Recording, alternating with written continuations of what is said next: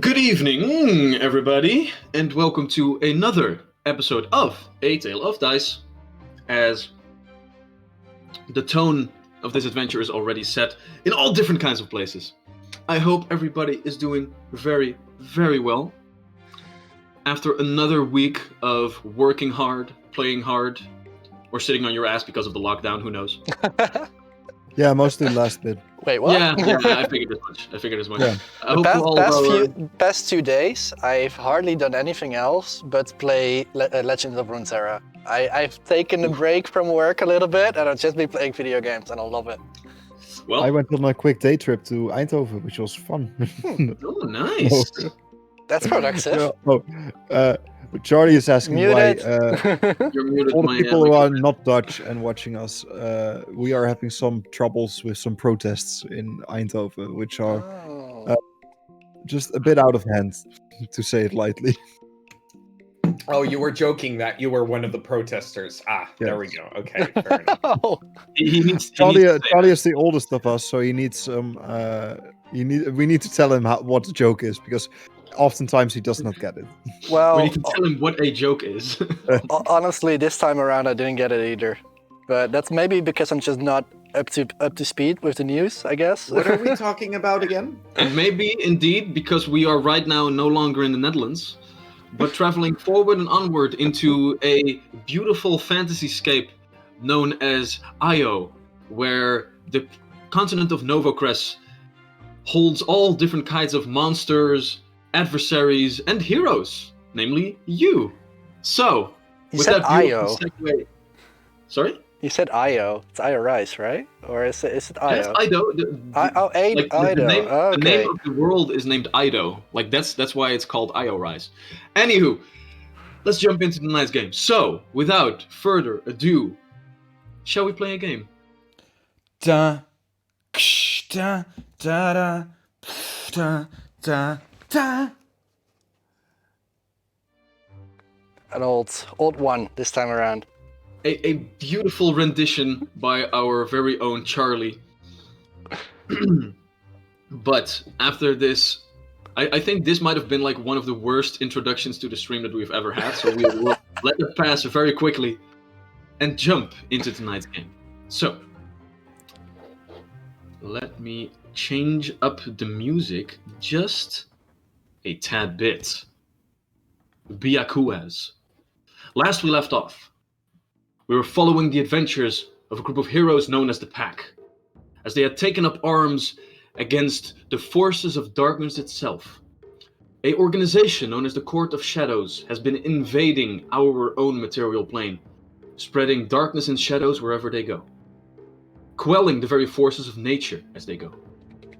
And as such, our heroes are combating this entire organization. During their adventures, they have already undergone many campaigns against the Court of Shadows, and this last one has brought them to one of their strongholds. In a nature reservoir known as the Cragged Hills, which they have been slowly corrupting, our heroes are delving deep underground into a cave system that the Court of Shadows now calls home. They have battled through different adversaries, going deeper and deeper, arriving eventually in a gigantic chasm, where different green pulsing gigantic roots delve deeper and deeper into the earth, rising up all the different nutrients and life force that this gigantic being of plant life needs to be sustained. And here within this cavern, our heroes are battling the Court of Shadows once again. But this time around, they do not stand alone. It seems that whatever organism grows within or around this gigantic cavern is seeing in this band of heroes a ways to quell the corruption around it. And as such, it had led our heroes to two gigantic golems, who have now been activated by the magic of Hannah and stand with our heroes in the coming battle. Just as which two Outrider knights, gigantic ironclad warriors on the backs of shadow dragons, have also come into the fray. We pick up our adventure and this combat encounter once again So, as we have the battle map visible again, Max? Question mark? I will in just a second. It is over there. There Yay. we go. All right, so, as we can see, in this underground cavern, there is a waterfall to the top left, which turns into a small little river through this cavern that eventually, at the other side of the large cavern, plummets downward and onward further underground. From this waterfall, 2 of the black dragons had just emerged and are now hovering in place. The large pillars being stone encrusted gigantic roots plummeting underground once again. Them pulsing with green energy with every breath that this large plant creature takes. It takes in more nutrients, and with it a pulse of green light bathes the entire cavern in dim light, so everybody here is at least a little bit visual. The 2 gigantic golems stand at the ready as these new adversaries come into the fray, and a, meeting table, if you will, now lies dormant as the Darklings, the members of the Court of Shadow that you guys are fighting, have left the vicinity because they were about to get smashed by the giant feet of golems. They are now underway, running away across the bridge further into this gigantic cavern system. And our heroes are fighting as hell. So, to jump into this encounter, we first go to our new adversaries, as the 2 Outrider Knights are having their turn. The first one flies just a little bit right over here, still 30 feet up in the air, as his companion does the same, but on the other side. And you know what this means. As these 2 large shadow dragons hover through the air, it seems that from all the different kinds of places that this cavern has to offer, the very shadows that are cast by these large roots, the shadows of the bridge, the shadows of the rocks and fungi that grow here, all get sucked up. And then gets expelled in 2 large breath weapons, which wash over the 2 golems, as well as Grakal, Iroh, and Allison. So, at the start of this all, I would like all 3 of you to go ahead and make me 2 reflex saving throws. Well, thank God they're reflex saves. No, for you, the fortitude. Oh, great. Yeah. Just kidding. Yes, I rolled a 14 and a 15, so that's a great start to today. So that's going to be a 26 and a 27. 26 and a 27. Those are both successes. Very nice indeed. I rolled a natural 16 and a natural 9. Natural 9 is for me, it's 27, and the natural 16 is 34. Damn, alright, so those are both successes, which turn into critical successes, so you are fine, nothing happens to you. Yeah, he takes cover behind me. Probably, yeah. Protect me, Daddy!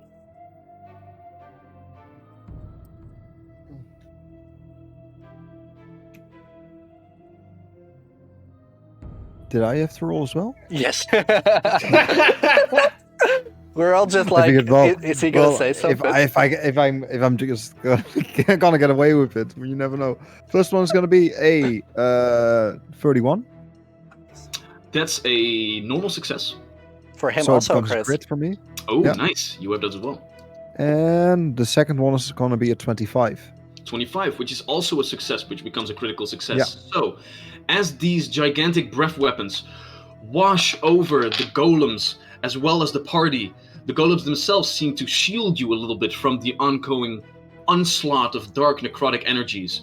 Allison and Iroh, you are unscathed, but Grakal, you made both of your saves, so you take half damage from both, so we'll call it 1 full round of damage, which is 34.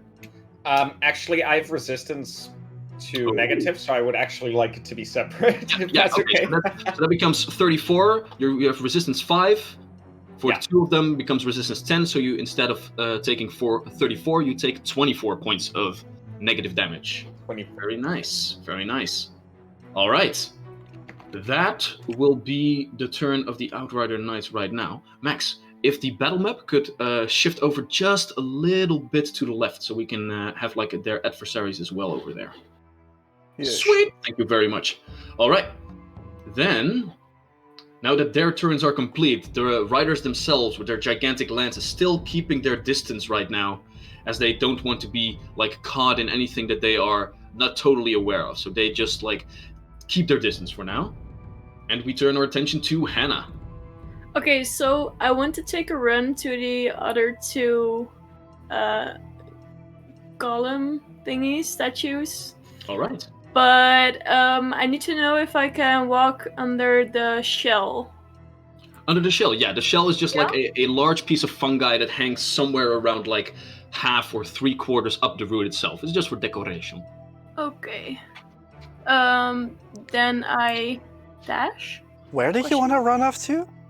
To the to right the top. golems on the other side. Forget my stuff at all. Between all of the people, I love it. Yeah, I'm just going to try. Fuck this. I love it. Okay, so it's 35. Mm-hmm. You need a teleport spell. Yeah.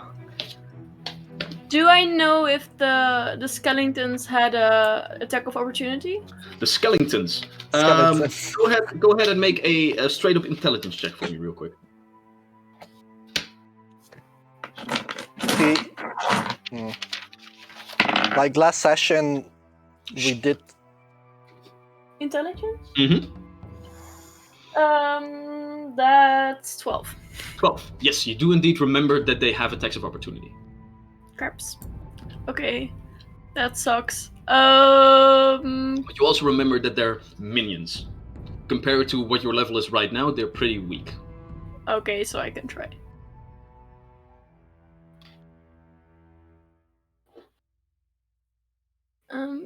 Over here. But I would have run past them with this step. All right, so you run past them, and as you do, one of them has a long sword out and just goes at a pass for you, which is a 15 to hit. Nope. Cool. All right. So as you dart by, the long sword just goes wide. You dodge over it without a lot of effort, as you hear like the cracking bones beside you, like. Argh. And I end up over here. Okay, as you dash past another skeleton, he also has his longsword at the ready. No. Oh, no, you don't? I can can, skip that. I okay. walked a different route. I'm sorry, I should have done it one by one. And Melo is going to walk to me for a bit. Over. All right. Our beautiful druid Hannah dashes across the battlefield with her panther companion in tow. At which moment, the two root guardians are having their turn. Now being blasted by the negative energy of these two large draconic opponents, they do not care one bit, good sir.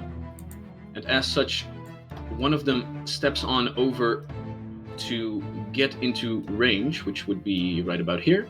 And the other one takes a couple of steps right about there and just goes into a melee with these adversaries. So, natural 20 on the second attack. Nice. So the first guy hits with his first attack and then critically hits on the second one. And the second golem has a high on the first one, which is it going to be a critical hit? No, that's now going to be a normal hit on the first one. And its second, another very high roll. Which is again going to be a normal hit. Alright, so first one hits and then critically hits. Second one has two nice solid hits in, so those will go nicely. All thanks to Hannah. Yes. Good job, Hannah. Where are my dice? The fuck? In front of you, Wouter. Am I becoming blind? No, that's right there. There we go. 19. 2 is 41.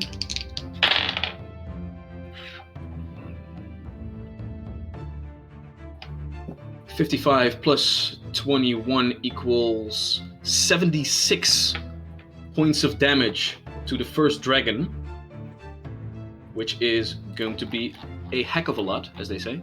That's worth that spell slot. Yep. It was a good spell, though. Yeah. But this is also good. All right. And the second one takes a total of... Ooh, that's not as high. Is 34. 34 on the Shadow Dragon to the right. All right, so as these two golems walk up, their gigantic wooden shields in beautiful elven make, their gigantic wooden halberds in the other hand, they stride forward and just go woof, woof. The different winds in this cavern rise up with their gigantic swooshes of the weapons, and you can hear them impact with cracking wood on the dragon's scales. Not as much doing cutting damage, but actually just doing bludgeoning damage with these gigantic weapons. Thundering across the cavern. That is all they can do in their turn, however, at which point we turn our attention to Grakal.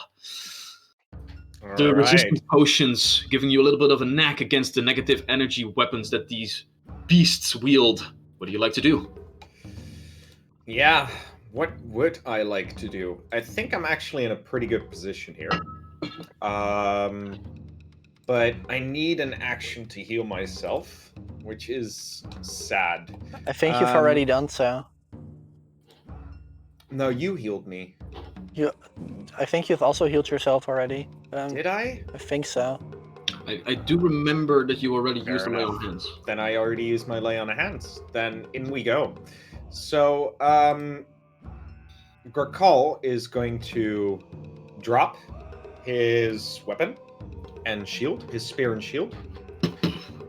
And for his first action, he's going to jump on the table and run towards the edge. All right. And let's see. Yeah, I have the Titan Wrestler feat, fortunately. So I'm going to make use of that.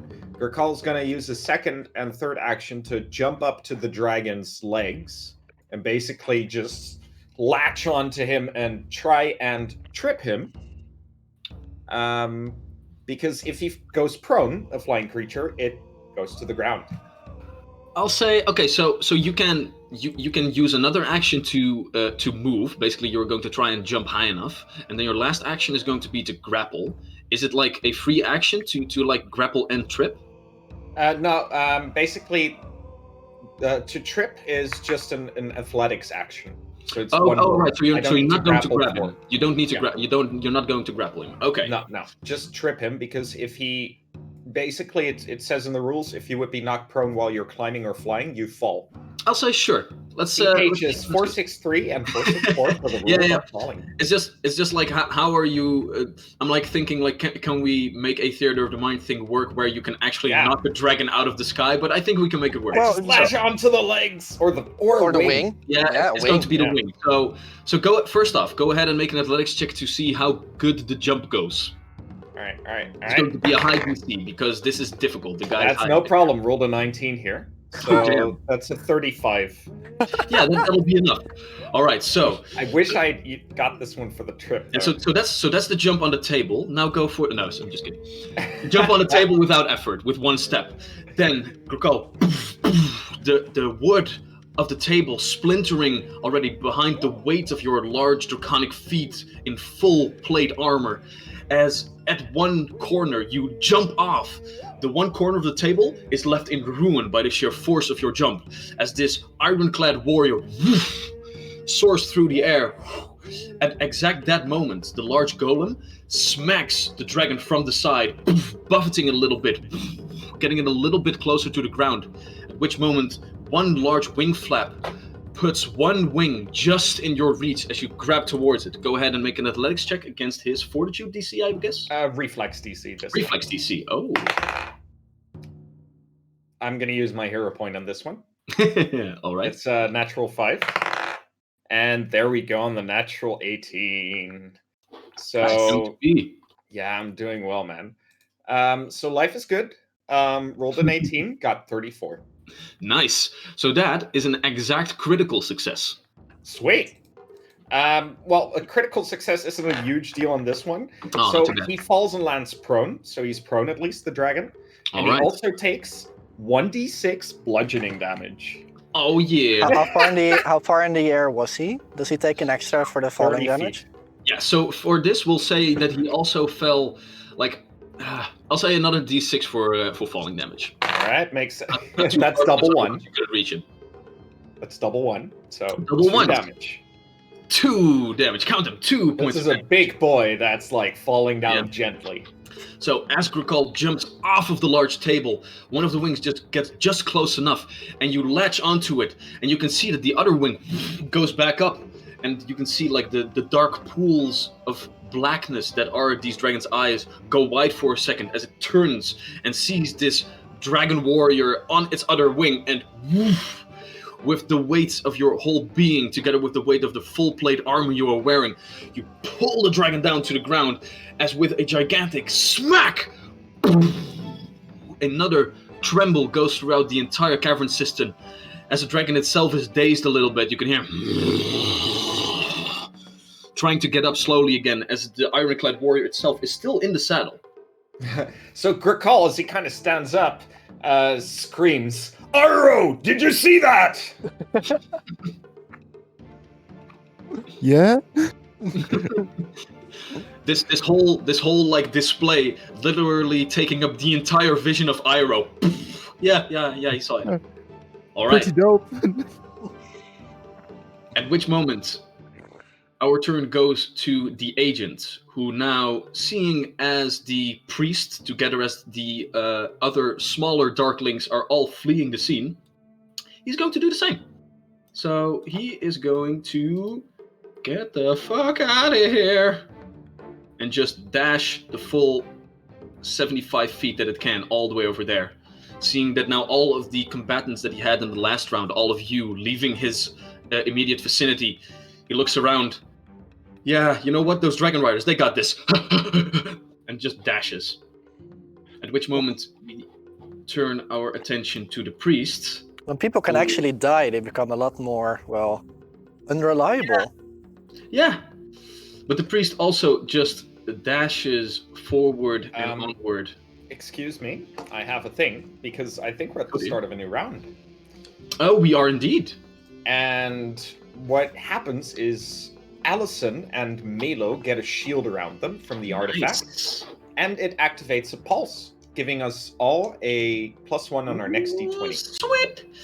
The fourth dimension, the fourth wall-breaking artifact at the side of Iroh, the way that all of our viewers can give bonuses, debuffs, and illusions, if you really want to spice up the entire encounter with something that happens, to all of our compatriots. And as such, the green whiffs go flying out of the artifact into all of our party members.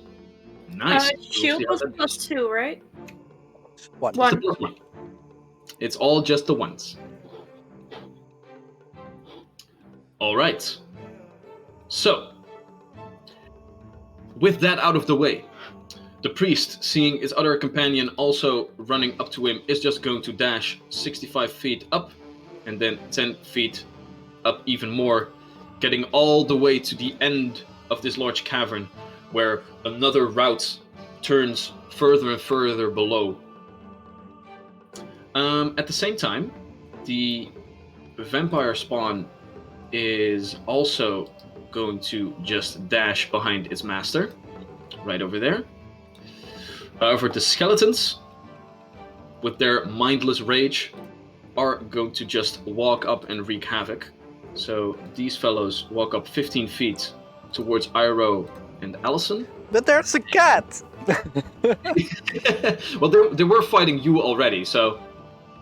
And these skeletons walk No! over there and over there and begin a beautiful flanking maneuver with each other to box in Hannah. All right, so first, the first attack against Allison. 24. With the shield buff from our viewers, that actually misses. So it gets Nice. blocked by the shield. So the green whiff of energy enters your body, and an arcane shield of green energy flashes off, and the longsword just scratches over it, not doing anything. Second attack towards you, is another 24. So again, the shield doing its work, ladies and gentlemen. Hell yeah. As we turn our attention to Iroh, first attack coming in at a 23. That does not hit. And the second attack coming in at a 11. No, that all of a sudden does hit. Okay, No, cool. no, So, no. as this skeleton is also just whiffing in the air. No harm, no foul. Alright. Then, as Hannah is flat-footed against these attacks, so keep in mind that your AC is lessened by 2. First attack coming in at a 23 to hit. Hits. Hannah has decided that this is a hit. Second attack coming in at a 14. No. Then the other guy's attack coming in at a 29. Yes. And a 21. No. All right. You might as well just have like alternated, and I wouldn't know anything else. But you do take a total of 12. What is stat blocks? Stat blocks. There you are, my beautiful stat blocks. A round number 20 points of damage as these two skeletal warriors with shields and swords in hand come and they slice at you. Most of them can't really hit as you parry their blows away with your staff, but one of them too get a couple of nice cuts in. Enough to get a chunk of health out of it. Oh, wait! I'm sorry, the last one hit as well. Oh dear! Yeah, I had... The round before I had a +1, but it doesn't count anymore, because it's a new round. You have a +1 on your AC. Oh no, wait. That was Melo. Excuse me. Okay, so another 8 points of damage, so 28 total. Yes. Alright. As the skeletons are still slashing away at their adversaries, dragons hanging in the air, one dragon hanging in the air, the other one ripped out of the sky by Grakal and now lying prone on the floor. We continue the initiative order and turn our attention to Allison. Alright. You don't have to take a turn. We can skip you if you want. 3. Fine. 2. I'm gonna first cast shield on myself as I Alright. whip around my blade. And I'm gonna try and see if they miss their attack opportunities. Okay. As I run up next to Grakal and afterwards slash the dragon. Alright, so you dash up to Grakal. We will put you right... that's going to be a little bit difficult. Right up there. And as you do, 2 attacks of opportunity do come your way as you leave the space next to the skeletons. The first one coming in at a 26. Reaction misses and can Alright, dodge. So you not only step out of the way, but also make a combat roll as the first blade just misses you by a hair, and the second one comes in at a 24, so that would also miss then, I believe.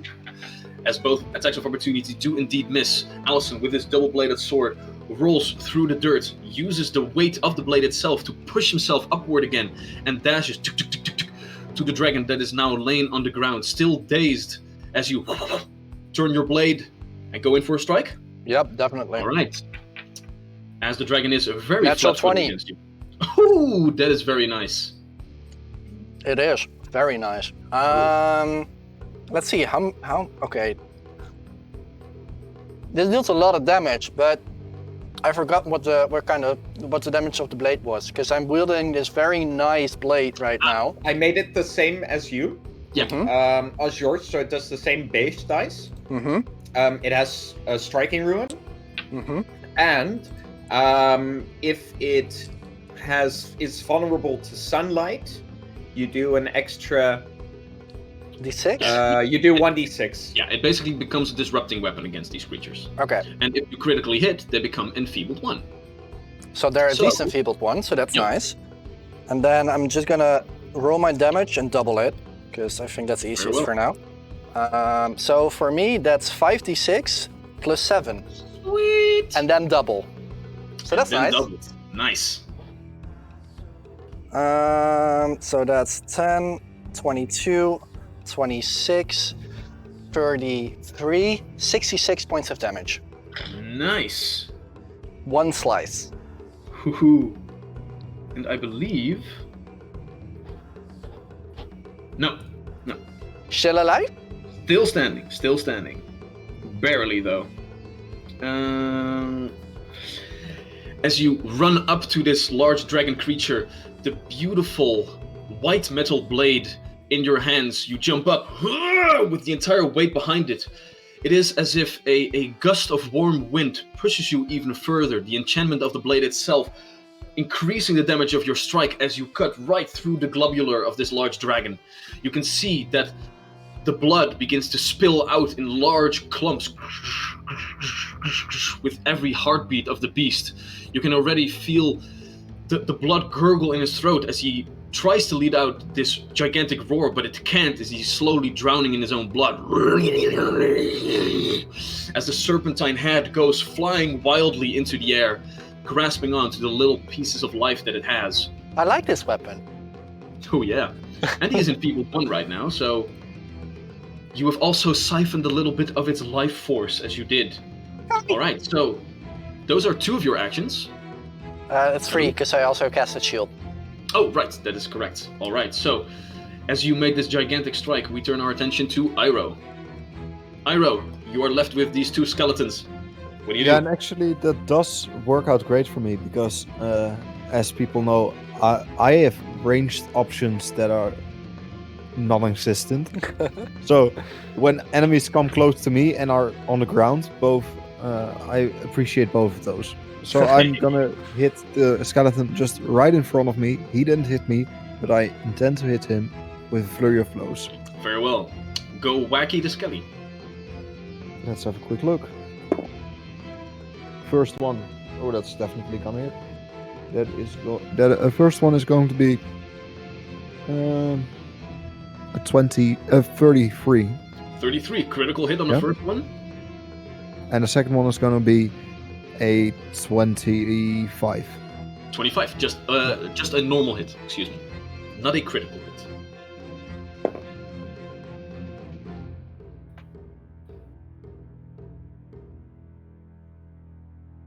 So what was it again? Yeah. Math. Yeah. So 30 points of damage on the first hit. Alright. And or 10 points of damage on the second hit. So in total 40 points of damage. Alright, so as the first skeleton whiffs its attack against Allison, he gets a little bit closer because he needs to reach as Allison tumbles out of its way. And as such, he gets in perfect range of you. You can actually reel back a little bit, and with one gigantic strike, and the skeleton just evaporates into darkness. You hit it first, and then afterwards, like the shockwave hits in pure anime style as it just crumbles into dust. First skeleton is completely removed. As the second one, oh wait, I can just do this. There we go. As the second one is also in range, and the second hit and already shatters all of its ribs. You can already feel and see the spine of the skeleton, the only thing that is keeping it together, like wobble a little bit as the dark energy that coalesces this summoned creature begin to weaken. Are they vulnerable to bludgeoning damage? They are indeed. Nice. So look, I think I am going to try to hit this skeleton once, see if I can kill it. And if not, I'm going to go into mountain stance afterwards. So, that is going to be a 15. That's not going to hit. 15 misses, I'm afraid. Yeah. Then I'm going into mountain stance. Mountain stronghold, I presume. Mountain stronghold. Yes. Very well. Your defenses are up at the ready for anything that might come your way. At which moment we turn our gaze to the Outrider Knights once more. First up, the large dragon, which you had tumbled to the ground, gets up. Charlie, this is so mean. At which moment, the dragon itself, heaving heavily but still defiant in this onslaught, Let's see. Okay, yes. This doesn't happen. Right.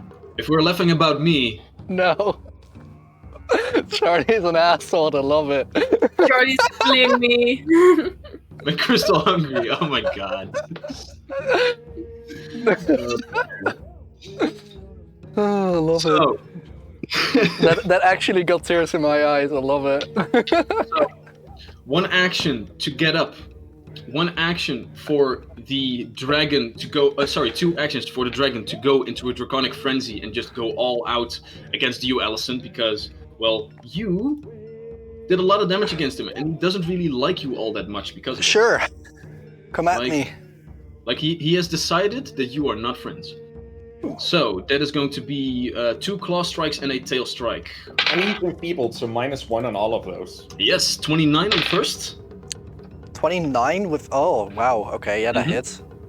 Alright. Second one with a -4 coming in at a, same roll, so that's going to be a 25 on the second. That Hold up. currently misses. I want to do something as well. After the first attack, I want to use Glimpse of Redemption.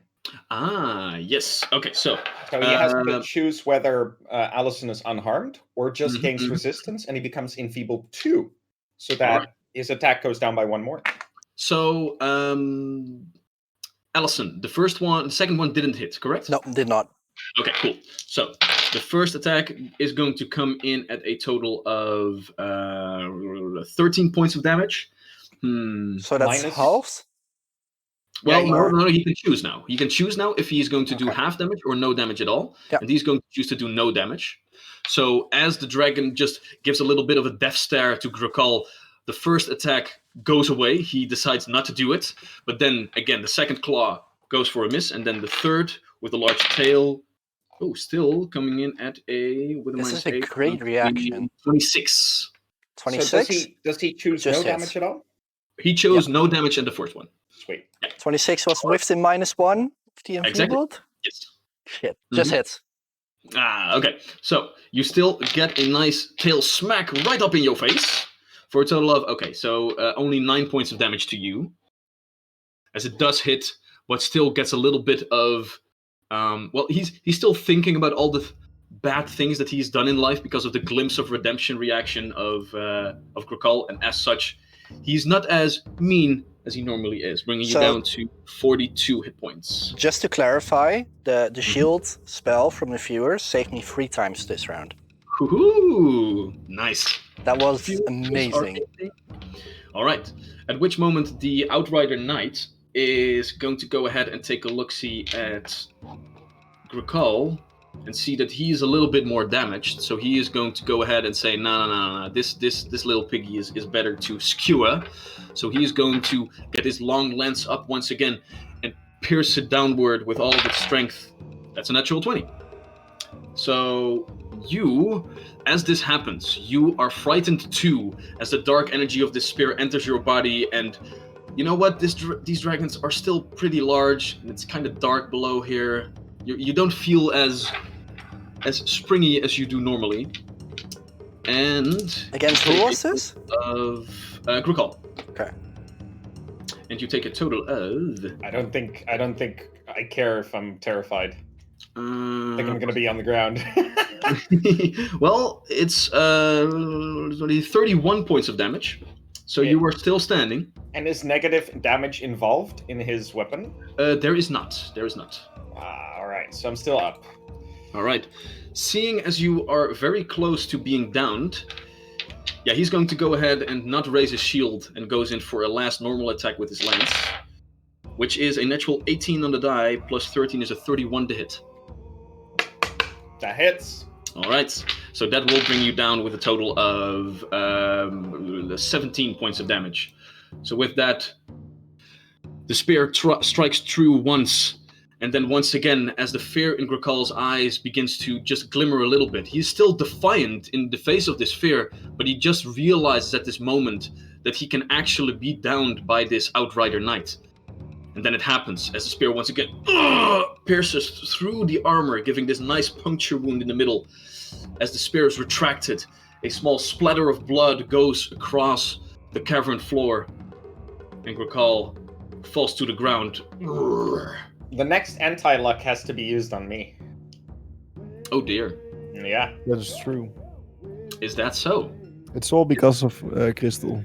Has the has It's the because of decided this? Charlie. Is it because of... You know what? Anna. We go to you. Okay. So I have to walk past these two skeletons. Mm-hmm. Can I walk like this? You can. With a little bit of effort. Because there is a small slope downward. Yeah. And so you would have to like jump up a little bit. So if you want to do this in like a full sprint, you'll have to make a relatively easy athletics check. So there will be a chance that you trip, for example, and get a little bit of trouble. Yeah, that's fair. Yeah. Okay. Yeah. All right. So go ahead and make me an athletics check then.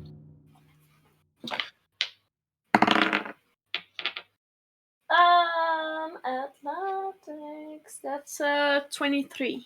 23, yeah, that is fine. All right, so with a 23, you do manage to just jump over. You do get 2 attacks of opportunity from 2 of the skeletons. As you leave their combat space, they realize that you have turned your back towards them, and they slash at you, both of them. Natural 1 on the first one. So the first one slashes himself kink in the side, and just like wedges the sword out, and a couple of bones just come falling to the ground. Second one, natural 3, so that's a 13 to hit, so both miss, I believe. Great. All Great. right. Okay, so this is 1 dash. And I'm really good at this.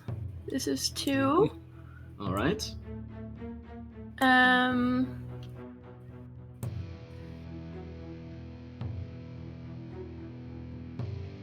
What do you do? This is 3. Okay, so as you dash through the bushes, Yeah. okay, so as you do so, the vampire spawn that was running with his blades out does see you, and in mid-sprint, he like turns, makes a slash at you because he also has attacks of opportunity, and then turns back again and goes further into a sprint. So he, with a 27 to hit. Yeah, that hits. Okay, so you do take, as you dash past all of these vile creatures, another, where it is, there it is, it's 12 points of slashing damage. As another hit comes in. But you are now at the foot, quite literally, of another one of these large wooden golems, sorry. And I also moved Milo. Alright, and Melo moves with you, my lady. At which moment, the Root Guardians are gonna have their turn. The first one, now standing and looming over the dragon that is already far, far close to death, is going to turn its glaive upside down, and with one gigantic thrust is going to try and stab the dragon into oblivion. Which he does. Yeah, I'm not even gonna roll for that. As the large wooden glaive pierces through the dragon into the earth itself, it just explodes into a cloud of dark energy. So, recall, your dying condition increases by 1. Yeah. As the dragon is poofed out of existence, as this seemingly is also only an apparition, as the Court of Shadows has the ability to summon forth specters of their different followers into this plane. The previous ones weren't, so I'm a little bit confused about this. Yes, the previous ones were also. They also poofed away into nothingness. Yeah, they did. In the other room? In I the believe, forest. In the forest. Oh, the dragons, yeah. The forest poofed away. But the And also darklings the didn't. Darklings. Yeah, In the also forest they Darklings. did, but not in the previous room. Yeah, they did. That's the Darkling- whole reason you had so few HP. Yeah. Okay. grab the one guy. Let's stop it. So there are different creatures. You have normal Darklings running around. They have left corpses. You also have Dragon Rider Darklings. They have not left corpses. Cool. Yeah, great. Yes. All right. Its rider, falls prone to the ground again as its mount disappears. And Allison, as this gigantic black cloud of negative energy. Fortitude saving throw? Natural 20. Natural 20, nice. Second tonight. So that is going to make sure that you take no damage at all from this explosion. Very, very nice. The golems do... Sorry, the one golem does take damage, however. Alright. You do see that this golem, already being smacked a couple of times by the vampire spawns that assaulted it before, the 2 breath weapons breathe over it. Now, with the burst of necrotic energy, you see that the green lines of nature energy begin to die down once again, as you can hear the golem has stopped moving. Seemingly its hit points and its life force depleted. Well, it did its job. The other one, however, is going to go ahead and continue what it has started, to go ahead and make another attack against the dragon flying overhead, which is miss on the first one. Another miss on the second one. Hail Mary. Natural 1 on the last one. So, after being hit twice, one with a critical hit, this dragon flying in the air, still buffeted and heaving and hoeing, not realizing how much strength these gigantic constructs actually wielded because they moved so slowly. It now sees these strikes for what they are, the real threat, and as such it, with a couple of quick wing strikes, it begins to fly around the strikes of this golem, just getting out of its reach enough so that it not lands any of its hits. At which moment, we turn our attention to the agent, who is going to dash twice as it sees Hannah there and realizes that it is in trouble right here. Looking back, seeing one of the dragons disappear, like they're gigantic warriors being beaten. Yeah, he doesn't like that. So he runs up towards you, and just as he reaches you through the bushes, goes in for another strike. Natural 20. If you go down before you do this, this is gonna be bad. Was this a mistake? Maybe. I'm not sure. Who knows?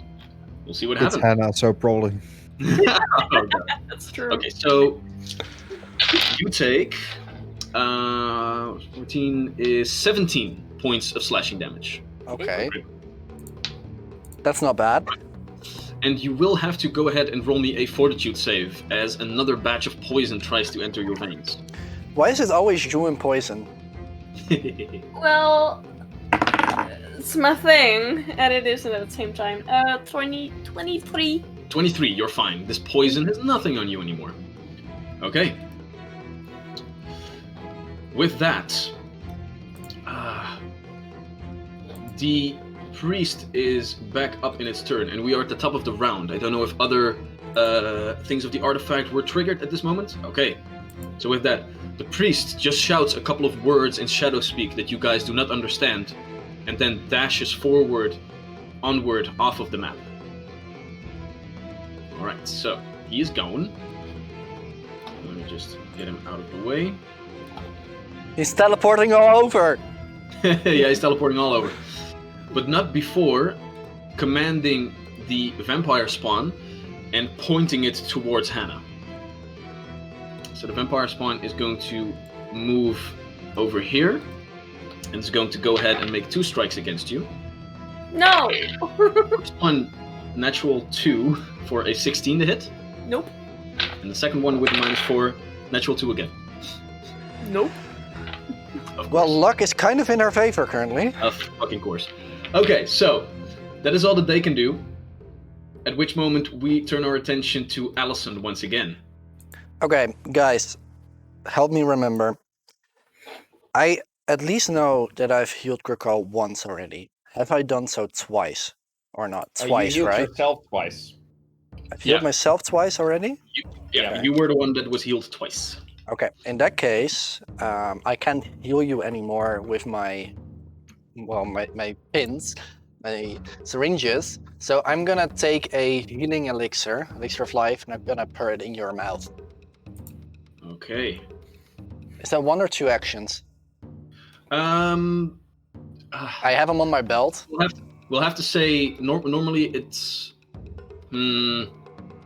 administering a potion. You know what? Okay, this time it takes 1 action. Okay. Although I'll have to look it up Yeah, later. I'm not sure either. No. Okay, so that's at least something. Then afterwards, I at least look back and yell to Iroh, Iroh, we need you! How much do I heal? You heal, or not a lot, for 3 points. As you're at least up. So that's something. And after I yell that, I take a step towards the prone soldier, and I try and slice his throat. Oh dear. That's not nice at all. Well, no, Wouter, it's not. Okay. That's actually very mean. Natural 16, so at least my dice are not failing me tonight. So that's a 33. Is that a crit or not? 33 against his flat-footed DC because he's lying prone is indeed a critical hit. Nice. Does he have any vulnerabilities towards the weapon? He is indeed a Darkling. So once again, you have so just add an additional 10 for the critical hit, because normally he has vulnerability 5.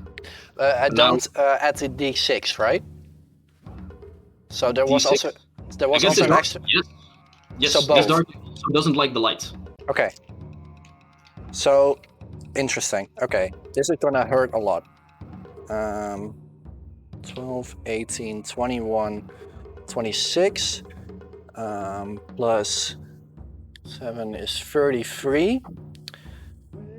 Plus 10 is so 66 plus 10, 76. 76 points of damage. Jesus. Yeah. As you step up, and in a very similar motion that you used on his dragon's mount, you now also slash the jugular of the knight itself, who now in a slightly higher pitched voice begins to gurgle a very familiar way as he is also slowly drowning in its own blood. As you run up and just put your blade beneath, just beneath his helmet, just like you feel a little bit of a soft underflesh over there, and you just yank it upwards. Yeah, that's gruesome, dude. You can see, you only see the large black helmet, the small spikes on top of it. The exterior is made so that it tries to frighten the combatants, and now you can see that underneath it, this dark stream of blue-purple blood is just beginning to, completely soak its full plate. It's a sight to behold. Yeah. Well, 18 plus 3 people. I'm feeling as if I am a little bit in a corner right now as Krokal's down and I can no longer heal him with my syringes. So Yeah, I kind of feel forced to. Understandably so. All right.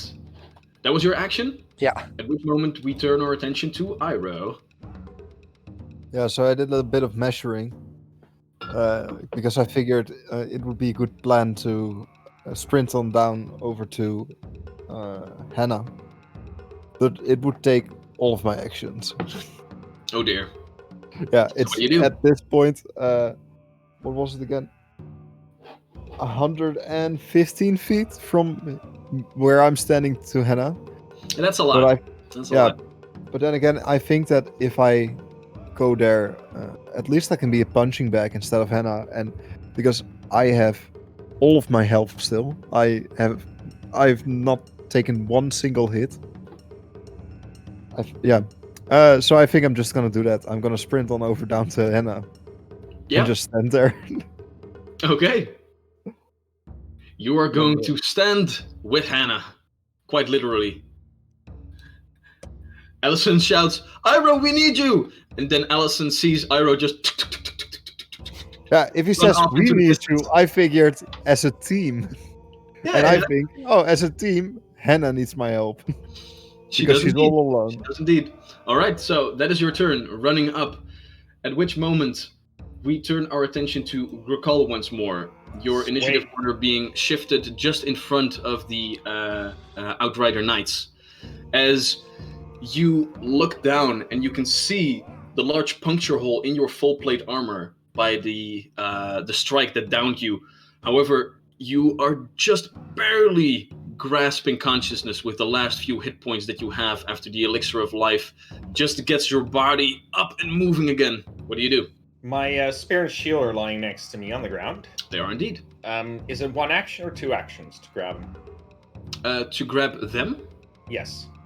We'll say it's 1 action to grab them both. All right. So I grab them as I'm lying on the ground, and I hold up my shield to protect myself as I make a roll to the side, and I throw my spear. All right. So you don't get up.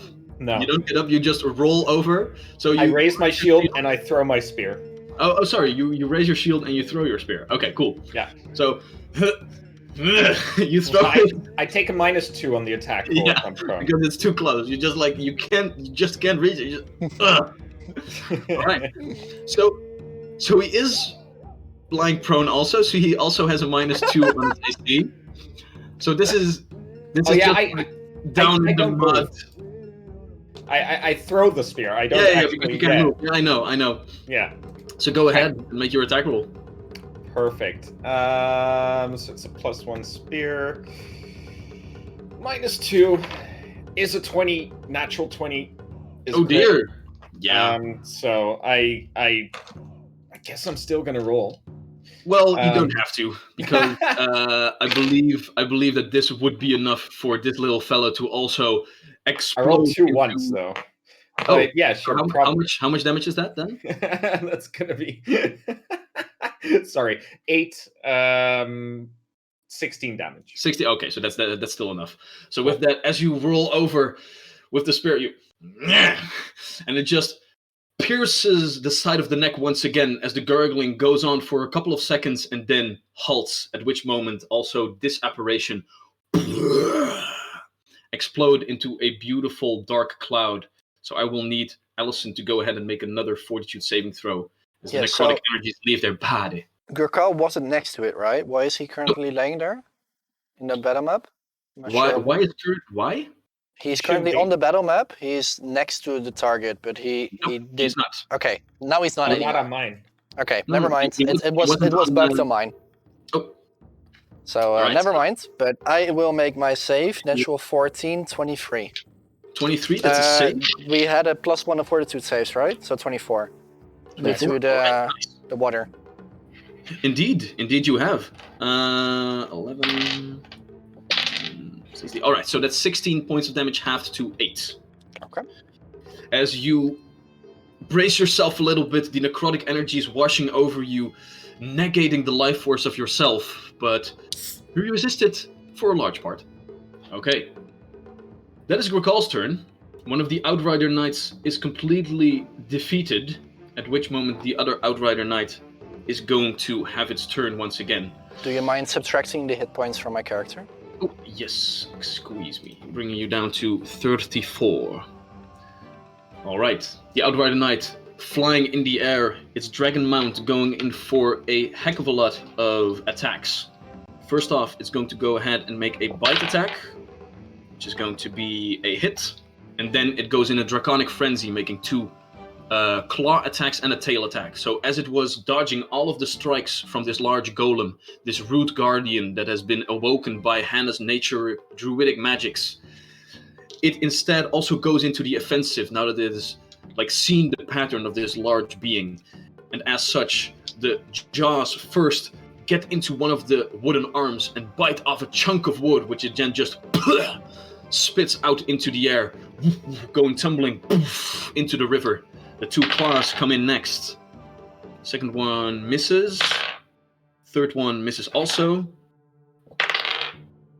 The tail with a -8 will hit. All right, so as it does so, it pushes itself off with its 2 claws as another strike misses the dragon.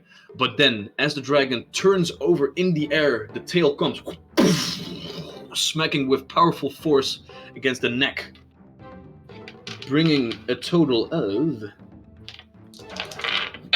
2 is 36 points of damage, at which moment the rider itself, holding on for dear life, raises its shield with one action and then goes in for a powerful spear thrust with its other two, hitting as well for another, let's see, that is going to be 18 points of damage. Piercing with intent, you can see the different pieces of woodwork go flying. This golem didn't take damage up until now, but it has already sustained a hefty chunk as both of the breath weapons also flooded over it, and you can see the green like lines of magic begin to falter just a little bit, although the dragon itself is also faltering in the air. At which moment, Hannah, being assaulted on the other side of the map, you stand at a beautiful golem. Yes. So can I make an estimate on what kind of spell slot level they need? Well, or is it just a try and error? You could, but that would require an action. Like the things that you know is that you tried a cantrip and a first level spell that wasn't enough, and then eventually you did a fourth level spell, I believe. Yeah. So you know fourth is enough, and a cantrip or a first isn't. Okay. You also used haste already, so you know if third level is also okay. Yeah. I want to try and use it too, but I'm going to use an action on this.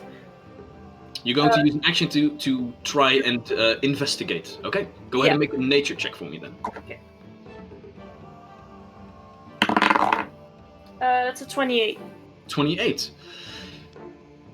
3 seemed pretty good. Like it seemed fitting. And 2? Like the matrix is. 3 seemed pretty good. Oh. 2 probably isn't enough. Oh no. Oh, that sucks. Okay, then I'm going to use my last 4th level spell. Okay. Searing light on the goddamn golem. On the goddamn golem. And with that, there we go. Worth it? This golem is also pushed into existence. I guess. As another guardian of nature arises, to the occasion. Arises, words. I'm dyslexic, fuck you. Alright. That was your entire turn. Yeah, I move Melo as well. Okay. As Melo also runs toward y'all.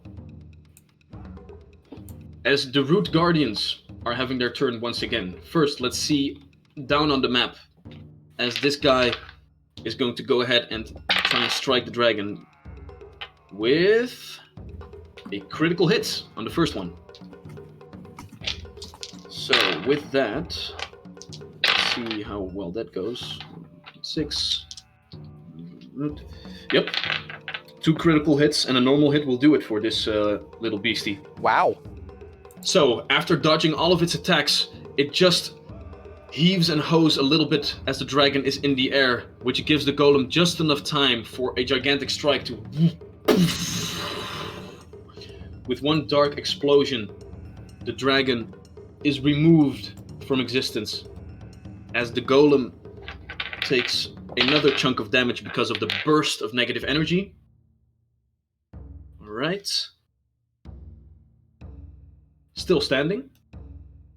And then the rider knight falls to the ground, getting a hefty chunk of damage because I fell quite a distance. Okay. At which moment the golem is going to... oh no, wait, he has range. So he can just continue the attacks on this knight on the ground. With the second attack missing, however, as the slow strike hits the ground just as the knight is rolling over to dodge it. And the third attack also misses. As once again, the slow-moving golem isn't quick enough to hit this nimble foe that he has on the ground. The other golem, however, standing at the top of the map. Hannah, as you cast the Searing Light spell, the light energy invigorating this creature, You turn around and see the agent and the vampire spawn both assailing you as Iroh gets into the fray as well. And then, woof, overhead, the gigantic strikes from its wooden glaive. First one goes to the vampire spawn, which is going to be a hit. Oh dear, where would the hit points of this vampire spawn? Right there. Okay. So, the first strike hits the vampire spawn square on its head. You see that he is already going for more strikes against you, but he has to protect himself. And as he puts up his hands, the gigantic smack comes down, pushing the vampire spawn down, but he pushes back on the gigantic weapon, baring its fangs. Small driplets of saliva drip to the ground, at which moment the golem is going in for another strike.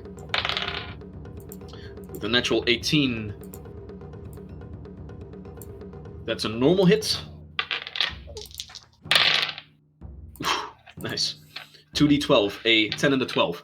Nice. So with that last strike, the vampire spawn had one moment of defiance, at which moment the golem pulls up again, and as a whiff of vampiric mist turns into the cavern below. As this little piggy is done for. And with his last attack, natural 3, the agent, who just ran up towards you, made a strike against you, looks upward, oh god, takes one step back as the golem plants his large weapon between you and the agent. At which moment he is having its actual turn.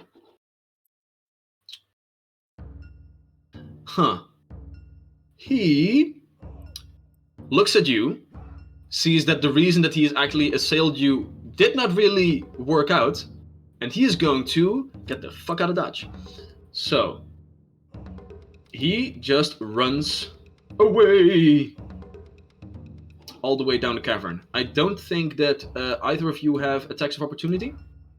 Nope. No? Okay, so then he just ran off. Just always a nice heroic mechanic to use. Okay. Always. Then we turn our attention to the skeletal warriors, as they are still battling some stragglers, moving upwards towards you, Allison. Sure. And this one, let's see, can he reach? Yeah, he can reach a large golem. Okay, so first attacks from both of them come in at a 21 and 22. This is? And 21 and 14. Dodge Okay. out of all of them. Yeah, okay, so these simple lads do not stand a chance against our heroes. And against the golem, he is going to try and go for a solid hit, but no, the highest roll is a 16. So the longsword actually does hit the wood of the golem, but instead it just chunks away at a couple of splinters without doing real damage at this moment. At which point, Allison, most of the enemies are down. You take a look, the large wooden golem is standing on its last legs. Yeah. But you guys are all at the end of your rope right now. Yeah, so I'm a little bit worried that if I leave Kurkal with these two skeletons, he's gonna die. But I also very much want to kill the rider on the other end. Grakal screams, "Go!" Shit. Okay. Shh.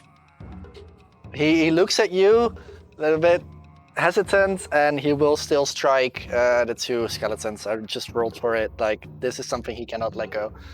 So, I will first strike the first skeleton for a 23. So the upper one. And do they have any vulnerabilities or sunlight, anything? Well, they are undead. Mm-hmm. So the Disrupting Rune activates, but they don't have any particular problems with sunlight, so it's just a normal Disrupting weapon right now. Okay, so it's just a plus 1d6, right? Yeah. Okay, Exactly. cool. Yes. So let me first roll that damage then. So that's a total of 9, 12, 19 points of damage. 19. All right. As you go for the slashing damage, it seems that it's pretty difficult to hit places with slashing. Normally, you cut away flesh or create wounds like that. This time, you just have to carve through the bone. So it does have a little bit of resistance against it, and it's still standing after the first hit, although very, very weakened. Second hit, natural 19 for 32. 32. That's a critical hit. 33, I mean. Still a critical hit? I keep forgetting that's a +2 weapon instead of +1. So with that, the first skeleton explodes in a rain of blackened bone pieces before it goes up in smoke entirely. And I will move myself between Grokal and the skeleton. Perfect. Taking a nice step. Okay. Iro. Well, I think I'm gonna sprint back. So let's see how far I have to go this time. You can give her a nice pat on the shoulder. Like, but that's about all you can do right now. Oh, what am I gonna do? Yeah, I'm just gonna go stand between Grokal and and Allison. You can't take that straight line. You have to walk over the bridge, so it will probably take some more. That is true, but in the straight line. Let's have a quick look. Yeah, I'll be fine. You probably can't walk over water. Yet. Well. They be calling me Iro Jesus Dornberg. I'm gonna go right over here. I'm gonna stand next to Grokal, and I have no actions left, so I cannot do anything. I just heave. Fun fact: there have been so many people that curse in my campaigns with Jesus Christ that there now must be a canon character known as Jesus Christ in my world. Yeah. Please just let him be a superhero or something. I'm really sure that he is. Yeah, he's probably like an adventurer who I don't know. I'll get back to you on that one. Jesus Sully Christ. His second name was Sully. So Iro runs back. Iro is going for a nice jog one way and then jogs back the other. Very well. Okay. Grokal, still standing on your last legs. Your spear now lying beneath Iro's feet, by the way. What do you do? Yeah, all right. I don't really have a good option here, especially since I'm still lying on the ground, which is a bother. So I'm going to stand up. That's going to be my first action. Do I have a straight line to the guy lying on the ground, the rider? Do you have a straight line? Let's see here. Yes, you have. Because those mushrooms that you see, they are just hanging overhead, like somewhere around the middle of the roots. That's fair. All right, well, he's too far away from me anyway, at 45 feet. Damn. And you have to take a step if you want to pick up your spear, because it technically... Oh, yeah, I'm not planning to. Yeah, okay, cool. 2, 3, 4, 5, 6. Yeah, okay, so never mind about that. I'm gonna tell Allison to duck. Yeah, I scream, duck! And I kind of push him down by the shoulders as I spit fire at the skeleton behind him. All right. This dragonborn slowly beginning to learn how to breathe fire. Nice. Yeah, that's a 24 against his AC. That hits, yeah. Nice. Don't forget, we still have the disadvantage on a couple of things, right? We have you have 2 dice that he can, or at least rerolls that we can use against us. Is the word. Thank you, that one. I was searching for the word so long. It was like, what is this? I have some better things planned. Okay, cool. For anti-lux. I'm not gonna waste them on a little skeleton minion. All right, that's 8 fire damage. All right. With that, the fire burns away a bit at the shadow, but as bones do not really have a lot of places to burn, the fire damage seems to be resisted a little bit. Yeah, but still you did 3 points of damage, which is nice. At which moment, we turn our attention to the Outrider Knight, dodging the attacks of the golem. He stands up, his large lance still in place, and he just goes in for like a back maneuver for our players of Monster Hunter. He gets his gigantic lance back and pierces it upward straight away, trying to hit in the middle. Yeah, that's a 29, which is going to be a nice solid hit. Yep. At which moment, the dark energy of the lance seems to be enough as the green energy of this golem subsides, and there's nothing left but a statue. He then lets go of the large lance in its prey, gets out a long sword for nicer, closer combat, twirls it about a little bit, and then puts his gigantic tower shield in front of himself. You can now only see the small visor of its helmet cressing over it as he sees all of its adversaries standing before him. And that's its turn. Hannah, what do you do with your life? Well, I'm going to walk over. Yeah. Yeah. And I'm going to use my last third level spell on Also on this lose. creature. All right. So Searing Light again. Not that it matters, but I had it prepared. Sweet. Go ahead. Well, I need you to realize one thing. What? That is that as you look through the cavern beyond this, it goes down into eventually a narrow path once again. Oh. Why? Why did you think about this? And also, they sort of lie down as well, so... Yeah, but that's because of a lose of hit points as well, right? Well, you can still activate it, but it seems that the Root Guardians are not going anywhere but this room right here. Then I don't use it. I'm going to give Melo one of my actions so he can reach me. Okay. Like this. Nyonk. And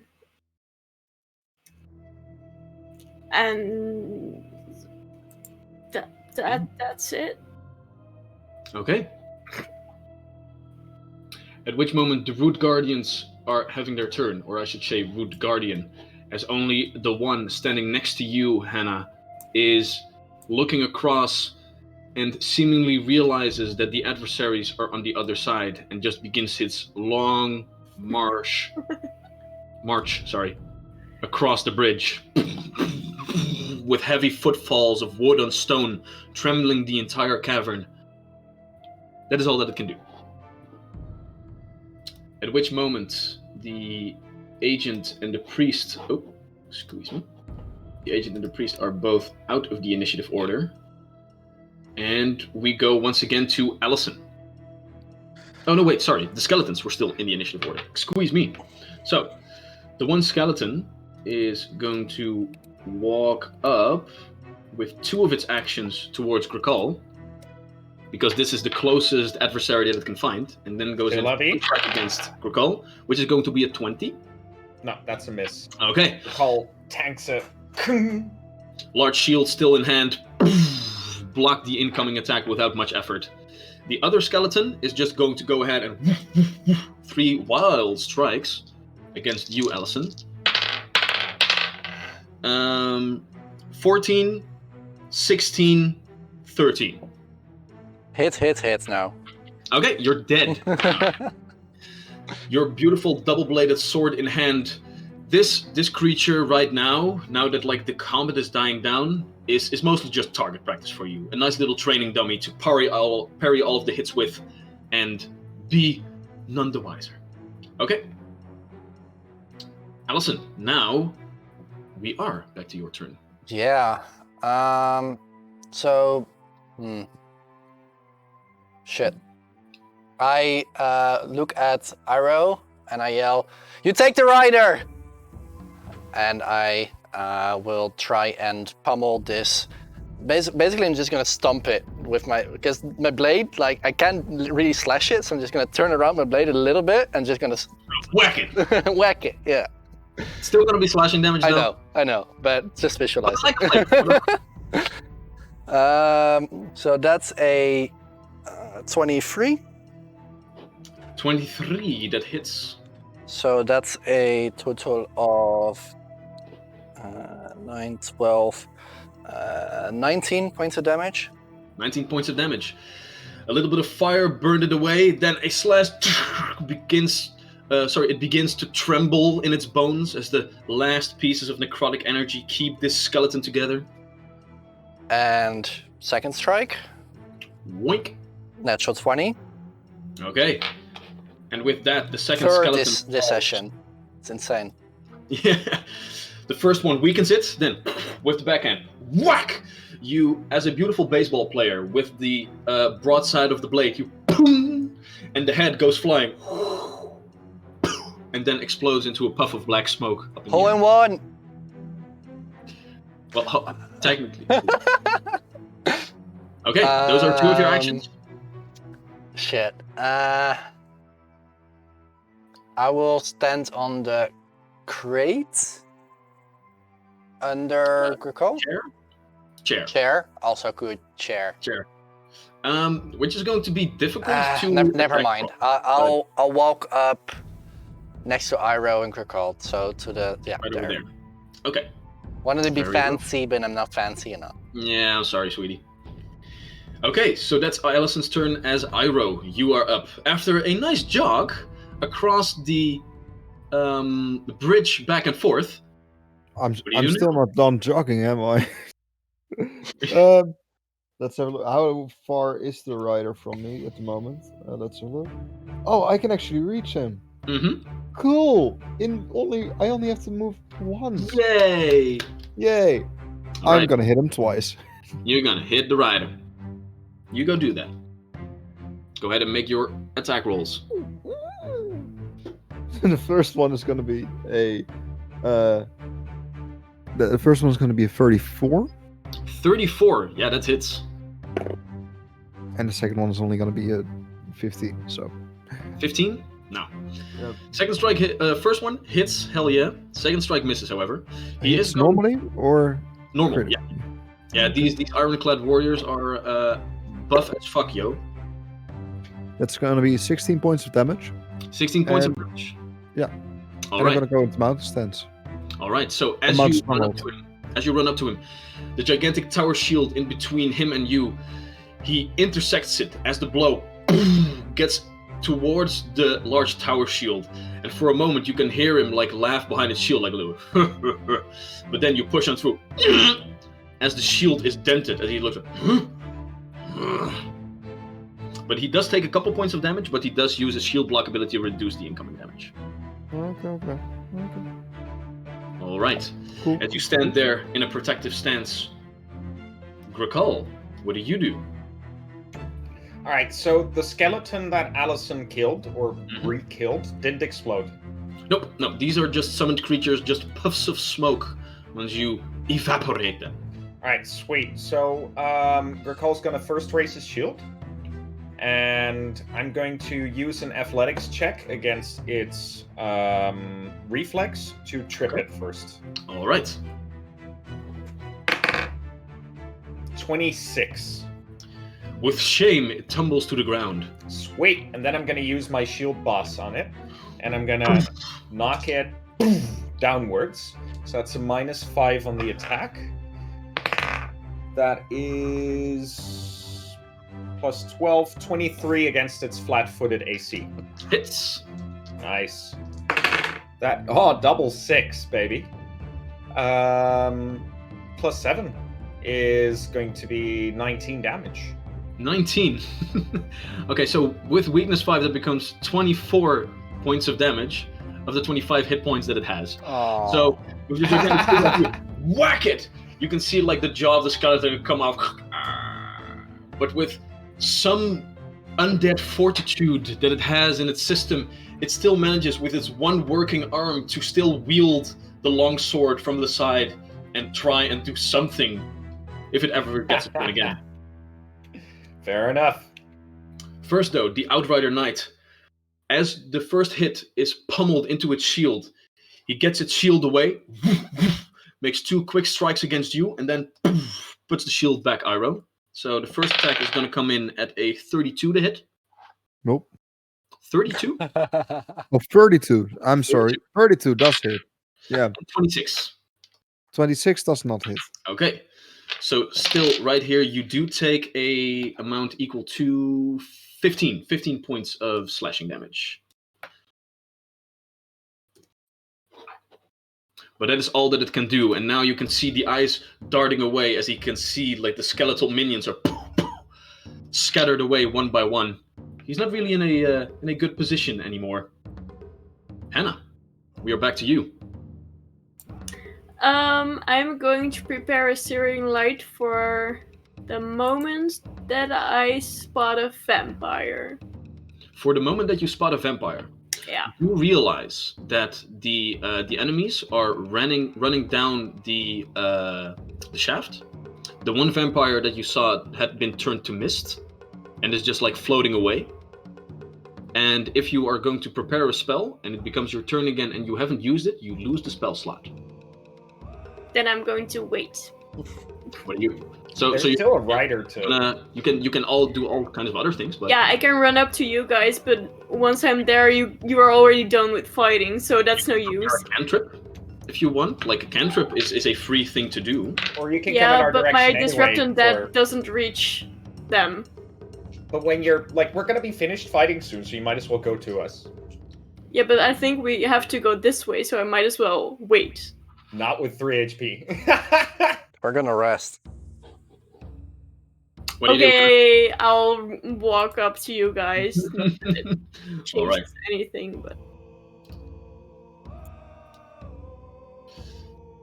As you do so, so does a little fella known as a golem. Little. As it stumps on over, and with his 50 feet movement speed, he is just out of reach. So he is going to use a last action to just take 1 step and then stand at the ready to smack a skeleton with 1 hit point, while it is technically 7 levels higher than the skeleton. Neat. Okay. Allison, back to you. Pummel once more. Woink. Or Recalls after me. Okay, I'm gonna trust Gurkha on this one. Like it's on the ground, it's almost dead. There's also a golem next to it. Instead, I'm gonna, with 2 actions, can I flank, or can I? Yeah. With 2 actions. With 1 action, you couldn't come into range. Not at all, right? Okay. So I'm gonna strike 30 him. feet was just behind Iroh. 30 feet. So. Awesome. All right. Not lying. Natural 20 again. Nice. Hey. All right. So go ahead and roll damage on that one. 4th this session. I'm not sure how.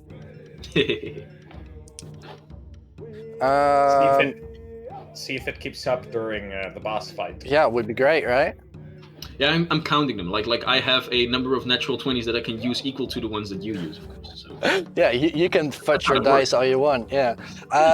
Again, don't this even roll dice, this just this guy Make a bonus all the time. this guy was vulnerable, so the everything works on this. So I roll No, double. plus 1d6 damage. Awesome, great. So that's gonna hurt a lot again. 10, 18, 21. 21 plus 7, 28, 56, plus if there's another 10, there's another 10, and otherwise it's 56. 66. All right. 56. Yeah. So that becomes 66. Oh, yeah, cool. 80. Ooh. Again, as Allison is dashing across the battlefield, coming onto this ironclad warrior, just as he once again raises his shield against Iroh, he still tries to pull the shield away and interject it with you, but this roguish figure is too fast. As you slide underneath him, and in one deft movement, you push your sword upward, clink, slashing through like 2 of the large overlapping plates of the full plate armor. Between them, you jettison your blade into it, twist it terribly and then pull it out again. You can hear as not only the flesh, but also the bone and the metal of its armor is slashed in two as a very big gaping wound is now created in the abdomen of this darkling. Dayum, as they say. Yay! At which moment we go to Grakal. All right, yeah, here we go. I'm a bash him. Hell yeah, you are a basher. That is a natural 8 plus 17 is 25 against his flat-footed. Whack! And the skeleton is gone. And Yeah. that is 13. Oh, yeah, right. He has one hit. Nice. Okay, that's an action. Yeah, and how is that guy still alive? That guy, he took one solid hit from Allison. That's all he took from. Yeah, that's more my, like, it's taking so long. So I'm gonna move a bit closer. That's 1, 2, 3, 4, 5, and raise my shield. That's Okay. what I'm gonna do. So hopefully, if he attacks Iroh now, I can protect you. That would be nice. Although I'm afraid that the one guy that almost stabbed him to death is a little bit of a bigger threat to him, so he's going to twirl around and make his attacks against Allison. Fair enough. Makes So sense. the first one is going to come in at a 33 to hit. No crit, but it's a good hit. Okay, so you take You needed one more for crit. 17 points of damage, bringing you down to 17. Ooh. A crit would have downed me. Yeah. Second strike, coming in at a 27. I think I'm down. Okay, well, let's see. That's 15 points of damage, Okay. bringing you down to 2 hit points. Yeah, and if that's the case, he is going to not raise his shield and go for a Hail Mary to down you with his last strike, which is a 18 to hit, so I think that misses. Misses. Okay, so the Hail Mary goes wide. His sword, he sees like a slither of hope as like one multi-attack downed one of his adversaries, and with it, he goes in for a full-out attack as the large blade strike comes in, parried by the beautiful white metal of your blade, and pushed out of its way. Now, no longer guarding himself with his shield. Hannah?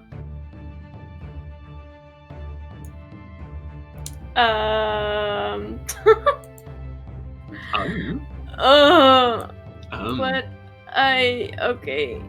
Wait, let me count. I'm going to move myself. I'm sorry. Is it a bother that we're playing, or Yeah. Oh. is it a bad time for you? Yeah, terrible time. She's Just- on a I'm- diet. Of course, it's a bad time for her. It's always, and I'm getting my period as well. You know, Ah. it's so terrible. And it's her menopause already. It's just eating healthy. That's also good mine. for you. Oh my god. Well, I'm already on my second, so. Okay, so I can walk over here and that's it. That's the trouble I have with this was game beautiful. now. It was a beautiful walk. It was a beautiful. Thank you. I did my best. Was skipping and stuff, you know. Okay, so the Root Guardian is now going to have a problem because he Yeah. can't walk past its brethren. So he can also, I think, yeah, he needs to. This is like two of his movement. He can't even get in range. He can only get like over here, and that's it. All right, Love it. Allison, with the last breath in your body, do you want to finish this off? Is it already No. my turn? Didn't Go. Iroh have a turn? Did he? Oh, yeah. Did we I think skip? might Iroh? have. I think we skipped skipped Iroh. We skipped Iroh. Iroh, your turn. Right now. I hit. Okay, Twice. Do it. Oh, that's a net one. And Understand. another net one. Okay. I daze him. There's fuck. Okay, so that's a no, not a no. Take a look, Wouter. There you are, 25 on its will 25? save. Yes. That is in that case 5 points of damage. 5 points of damage. Nice. That's it. He's still standing though. Okay, now it's my turn. Let me get to Allison. shit. He's gonna put you down if he explodes. Yeah, What do you do, son? this is troublesome. Shit. Okay, I'm a step out of here. I cannot live Okay. through this, so I will step out. Okay. And I will toss a dagger. So I All right, grab so a you dagger get from out my a dagger belt and I Try to throw it. Okay. Go ahead and make your attack roll. natural 17. So that's a 30. 33. Yeah. So a dagger doesn't have like a minimum range increment, right? And It's even like so- 10 feet. Yeah. Even so, it would be like it would still hit because even with the minus bonus. Okay. The first increment is 10 feet, and then Oh yeah, no. I was thinking like if you want to throw it, do you need to be like you can't throw it if you're within 5 feet? Then you get like a minus penalty. yeah, but that's not on 10 feet. But yeah, true. So go ahead and roll damage on that one. So that's just going to 1d4. be just going to be a d4. Yeah, I hope bloody yeah. Like let's see. 1. 1. Still standing. Okay, Iro. Now we're back at you again. Now I better roll a bit better, won't I? All of the ones are expired now, right? You That's already used 26. all- 26. That hits now. And that's a bit less. That's gonna be 23. 23 misses. Cool. Cool. But... 13 points of damage. How do you want to do this? I want to kick him towards Allison. No. It's done. No. I am. Can I? This is a pretty question. Can I? Can you?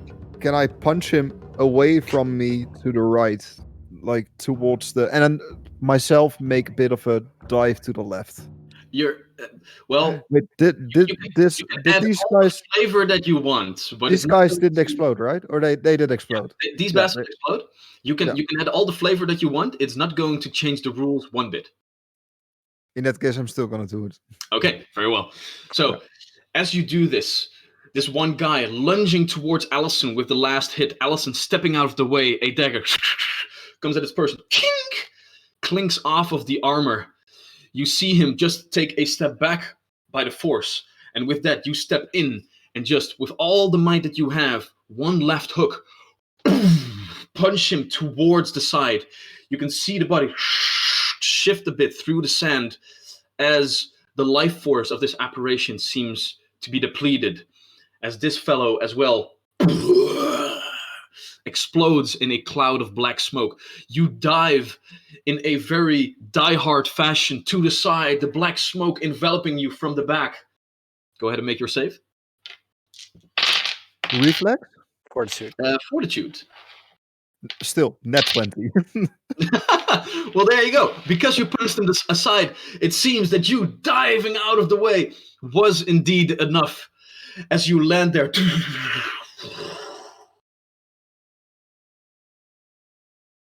at which moment everything goes silent.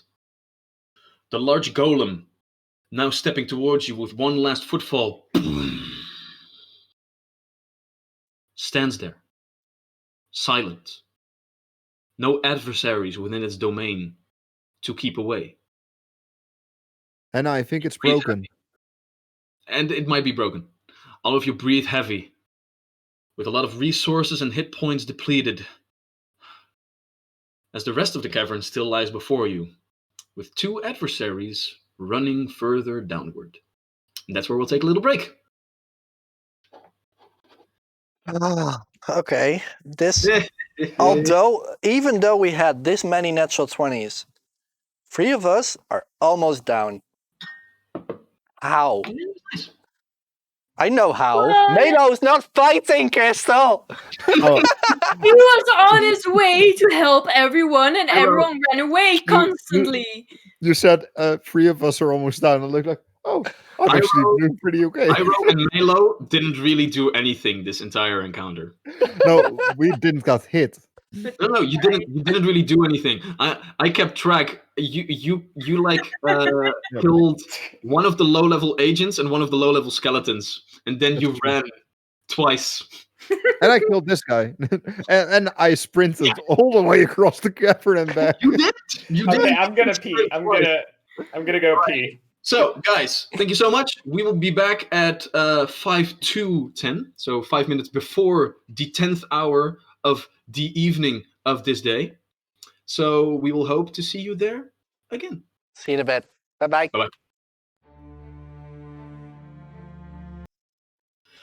Welcome back, everybody! And welcome to the beautiful Raiders from Maringana. Thank you so much for the raid once again. Hell yeah! I've been reading along. Let's put up some nice little music out here.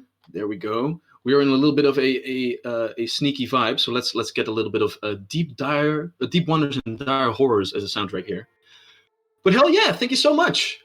So first off, also thank you very very much to My Tale of Motion for subscribing once again for seven months in a row to our Twitch Prime.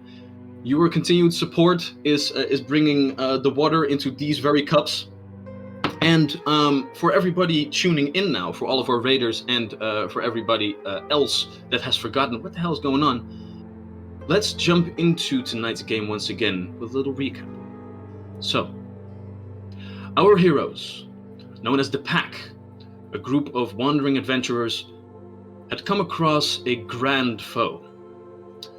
A dark organization known as the Court of Shadows, situated in the plane known as the Shadowfell, had been invading the material plane and spreading their dark corruption across the land.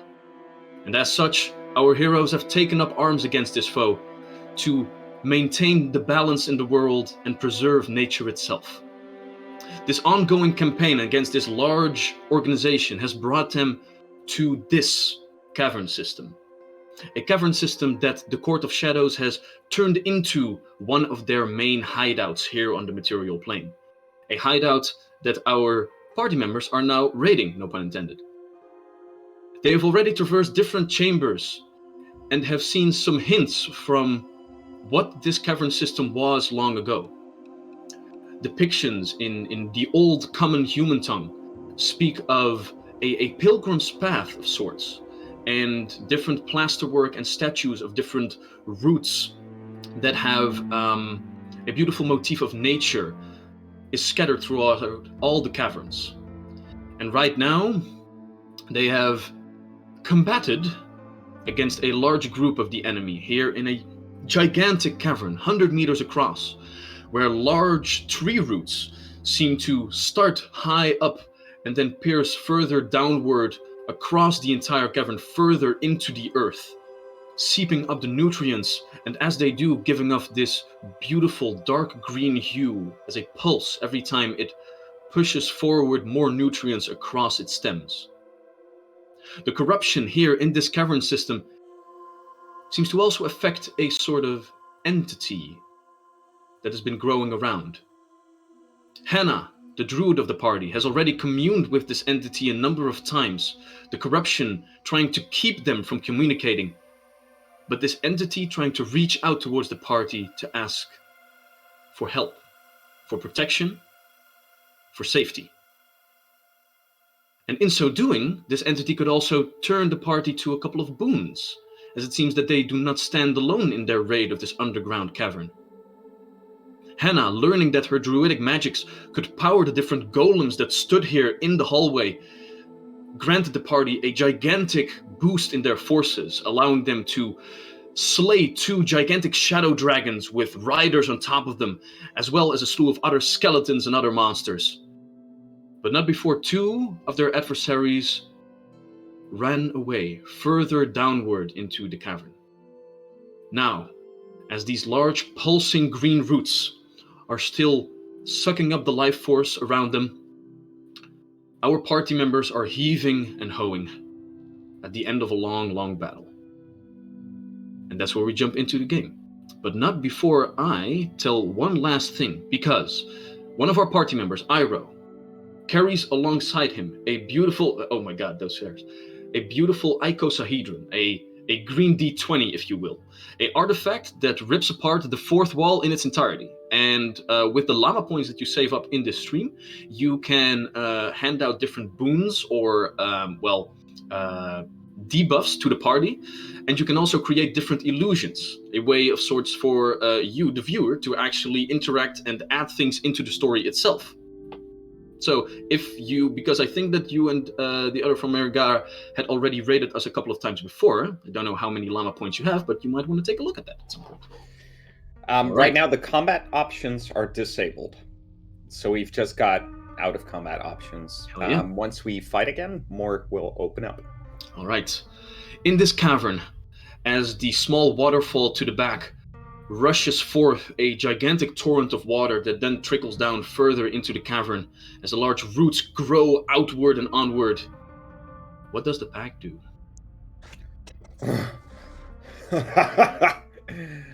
2 more dragons. Yes, Allison. Good. That went pretty well, actually. Hannah, can you try and communicate to these big golems that they have to protect the entrance, at least the other area, while we rest? We cannot go in like this. I can try. And I want to go to one of the golems. So in total, you were able to activate 3 golems, but 2 were damaged beyond its power and have powered down completely. Yeah. But there's still one that stands completely still, but seemingly active, because as you pushed your druidic magics in them, green ley lines begin to become apparent, and they still glow a dark green color, although the golem itself stands completely still. Okay, so first I want to try and ask him in Druidic. Mm-hmm. And if that doesn't work, I just want to try and connect to nature around us again to ask him that way. What do you say in Druidic?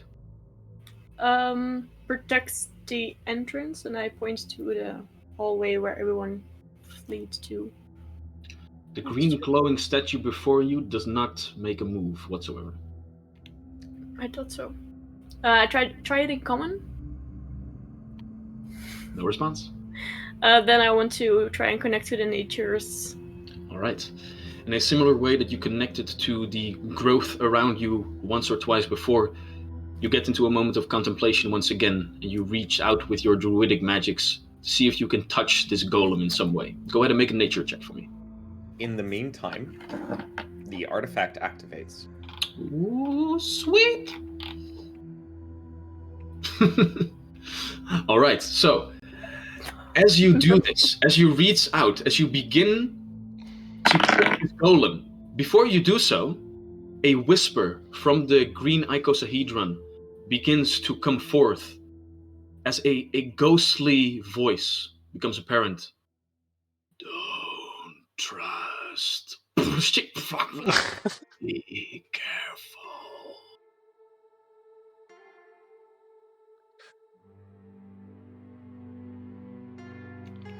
What's your... Go ahead and make a perception check for me, please. Perception? Your perception. Grakal looks around. Hannah speaks to statue. Now statue speak back. What's your 24. 24? You're not really sure where that whisper came from, but it could very well be the golem standing in front of you, yeah. But who shouldn't I trust? Tell me! Hello? No response. Hannah, Well, okay. leave me. Well, we should still ask. I can try to communicate with the nature. Maybe they can tell us more, right? I think that's smart. You priorly controlled them by using your magic. Try and recreate one of your cantrips or something, and trying to give them a command. Use your magic.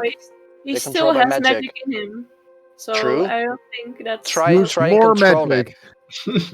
More! I'm first going to try and talk to nature because that's what I wanted to do. So In go the ahead and make a meantime, nature check.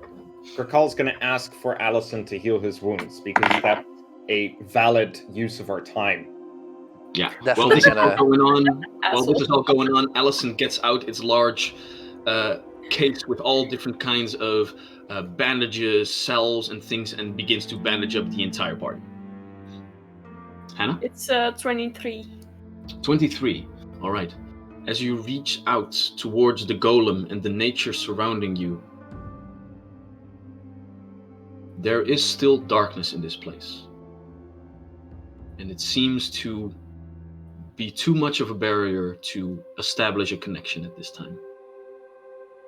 Which when you think back at that whisper that you just heard, it creeps you out even more and you pull back. Then I'm going to put more magic in this freaking golem with my cantrip.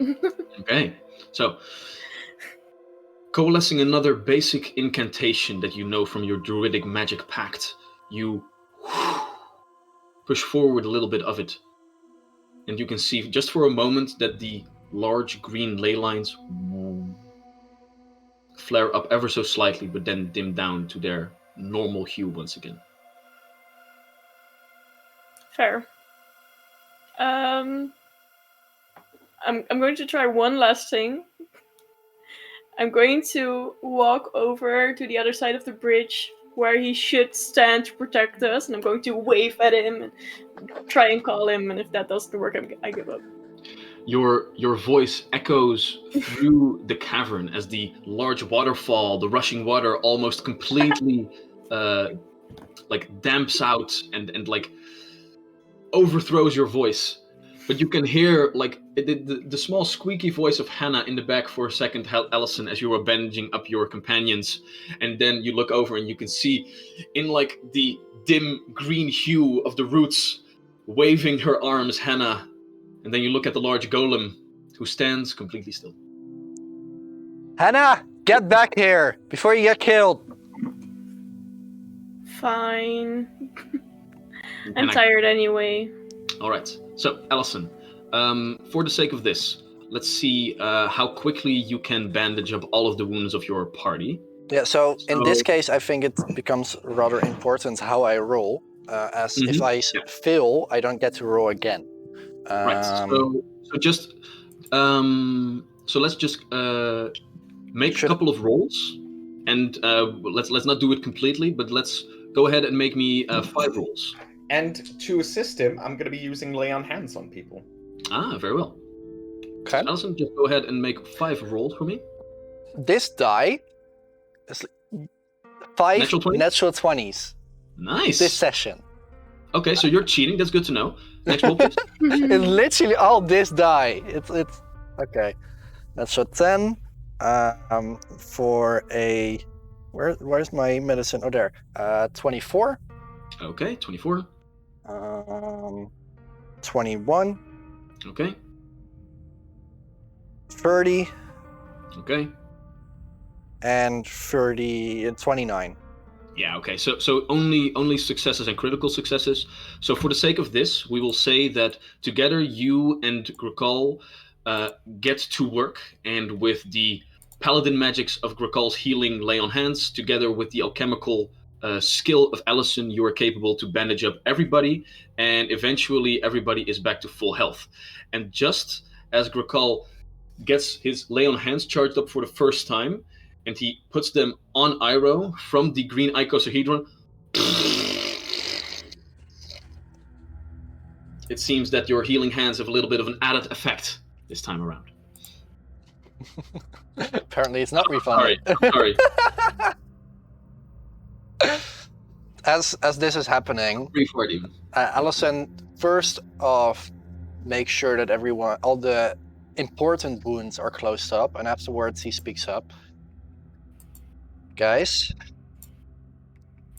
we've talked about this before, but we can't just fight this chaotically. We need to have structure. We need to have tactics. Yes. We can't just rush up to the other side of the cavern system on your own and almost die there force another person of our group to run after you, making Wait a minute. Wait, Hold no, up, I hold didn't up, force because- him, and we needed it. Yeah, she did not force me, and we did get another golem, which helped out a lot. So We it was did. a calculated risk. But afterwards, Kirkal was here dying on the ground. No, it Could was have during. gone- Yeah, could that's have just gone bad luck. other. That's just bad luck. That happens with like. It's just like a roll of a dice. We need to stay closer. Must support the pack, not run off. Also, last fight, Iroh, in the woods. Yeah. However, you are the one who's running off to fight the dragon. I Guys, was standing I at the exact same spot. we need to fight together. Yeah, but That I think includes you, I think that we Iroh. did pretty well. We survived. I'm doing pretty great actually. That includes We you, won. Iroh, but also Melo. We need him, Hannah. I know you're scared to lose him. And I know you're ordering him to be No. careful. Melo wanted to help multiple times, and you guys kept running off. He wanted to protect me because I wanted to go to the other side. Maybe that was the wrong choice, but I wanted to help as well. So excuse me for trying to help. And Hannah doesn't run off, but just turns around and sits on the floor, being a bit sassy. Hannah, this is not that kind of... It's not criticism. It's... Well, it does sound feedback. like it. We need to be careful. I'm not mad. I just want us all to survive next time. We're in a lair of a very strong and powerful enemy. We can't do this recklessly. We just can't. Well, it was a calculated risk that Hannah took. I mean, we could really use another golem, and it worked out fine. The golem actually killed another few of the enemies, so... They would have run if Yeah. Hannah had not. But if they ran, then tricked them. we would meet them later on. And we will still. Because there's still Well, a there- couple that ran off. It doesn't Yeah, matter what just happened too right less. now. What I'm trying to say is we need to do this better the next time. We need to improve. Yeah, I mean, if and we- we're Iroh, making you the same argue like a mistakes. child. Even Grakal can see. We're making Guys, this. sorry. Wow, I was so emotional that I turned into Dutch right now. Don't talk through each other. That is true. Now, We're just gonna go ahead. I think it went pretty well. Anna split off from the group for a bit, and that was a bit of a risk, but it ended up being the right thing to do. must and work we're still together. here. And Target the next one. bit, we're gonna work together again. Yeah. Hannah, Grakal is not happy with fighting way of the pack. Must stick together. Must target single enemy. Must stand near. Yes, but that is a bit of a. On the other hand, you are taking kind of control in this thing, so it is.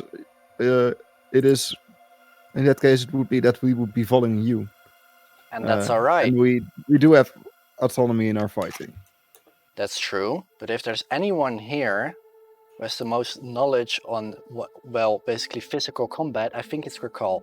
And he's the one taking most of the punches here. I studied for 21 years being a monk, man. Why are we fighting? 21 years in a monastery, man.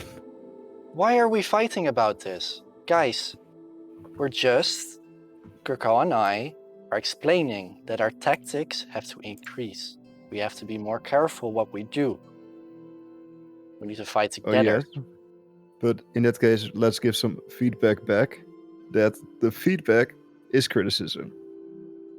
So there are better ways to bring this. Allison, But I do not understand the words. Let's conclude with saying this. We are gonna fight together. That is a great plan, and that's what we're gonna do later on in the cavern. The only thing I want to add on this is, I do fight a lot better if you guys help me out. I need to have allies around me. That's where I'm strong. I need to have Melo and you flanking with me. Gurkal is dragging all of the people towards him. That's the way we have to fight. I'm all Could for you, that. maybe But I figured I would Melo- also help Hannah because she was kind of dying, I thought. And maybe if Melo tries to help you, don't run away.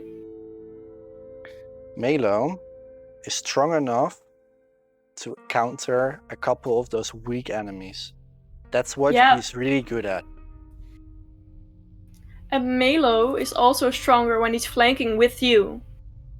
True. We must go where battle is. I And agree Alright. with rolls Calm. eyes and falls to the ground. Meow. Let's I stop don't know what what we're to- doing. Calm. I don't have a lot of spells left. Sukuratka, by the way, thank you for the follow. Yeah. Thank you. Alright. Then let us see To index. what you can do. How many people took off further into the cavern?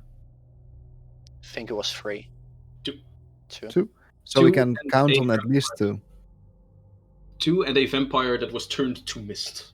Ah. Just as my face, which I will now go ahead and reset. But vampires turn to mist will take some time to regenerate. So we can count at least 2 enemies further Yes. on. Okay, so they know that we're here. How do we change our tactics going forward? I put away my spear into my shield, and I hold out my hand towards Allison. Toss the May weapon. I take it, and Was it very useful. switches. Thanks. It's Gurkal smiles. Yes, and he turns it into a scythe. I think slow and steady will do. Gurkal and I will go in front. I will go into mountain stance already. So we have an extra line of defense. And we can't really... there's probably not a way to get around them knowing that we're heading towards them. Yes, we must go We will. with Iroh Gurkal in front. I agree. Hannah, you can use from afar spells. But the spells that I have left aren't my strongest ones, and I only have some that can remove your fear, but not to attack. I only have one No attack spell lightning? left. Or I only have Disrupt Undead, so I can only attack when they're undead. What else do you have? I have one Shocking Grasp, any cantrips? Disrupt Or- Undead, Dancing That Light, would- Stabilize, and Detect Magic. So Or- no Okay. attacking. And do you have physical weapons? Not I have anymore, my right? staff, but that's it. Do you have an animal I'm form that going left? to be a lot of use if we can have a long rest. Do you have an In animal that form case- left? No. Don't you In that case, regain those Melo. after a short rest? Max, let Maxime speak too. Guys, really try not to talk through each other. In that case, yeah, we might have to use Melo a bit more. Yeah. I can change into an animal, but not a strong one. And I think it would be smart that if there are going to be more skeletons later on, that Hannah will be on undead duty. I agree. Purely meta, a focus point you regain when you have a short rest. So when you meditate for 10 minutes, so you have a focus point back. So you could, in theory, Yeah, I know. That's what I said. I can change into an animal, but not a strong one. Not as strong as my strongest spell that I have for animal form right now. Right. you can, but let's not. It's your highest Just level, but that's fine. Your focus spells are always up to the highest level. So Yeah. you can cast 4th level spells now. So every spell that you cast with your focus point is going to be a 4th level spell. Okay, then I misread that. Okay, great. Then I changed to an animal. It's +1 for every 2 levels, so I think it's heightened twice now. So 3rd level, I think, not 4th. It's just a spell casting, our highest spell Oh, casting. fair. It should Oh. be the same as the highest level spell that you can cast. I thought it was like a champion. My bad. Now champion, because champions are no. I think it should be the same, but you're level 7 right now, so it should be heightened 3 times already. Oh, sweet. Every 2 levels. Then I get 6 more HP. Well, there you go. Today Alright. we learned. All right. Let's go. After this heated discussion, the party gathers up its supplies once again. The enchanted blades get thrown in the hands of Grakal, which then, with its paladin magics, turns it into a gigantic scythe. The white metal blade once again giving the form of a streaking star across the sky. The wooden handle, a beautiful white-bound golden leather, is at the ready. And with that, the party begins to thread further and further away across the bridge over this small river, downward and downward. The path quickly narrows once again, and as you exit this large cavern, you once again read in the old common tongue that you guys had already deciphered before, the phrase that also stood at the beginning of the entrance. This is the way nature is fed with pure water. And thus the path tumbles down forward and downward. At some points you walk across what seems to be an opening in the wall, at which point you gaze through and see a somewhat similar cavern as the one that you walked through before, with large roots tumbling downward through these open chasms and sucking up the life force of the earth itself with nice pulsating green hues. Around you, still all the beautiful plasterwork of large roots cover the entire way. Sometimes even plasterwork roots begin to grow from above and downward as a nicely disguised pillar to uphold the cavern and keep it steady and supported.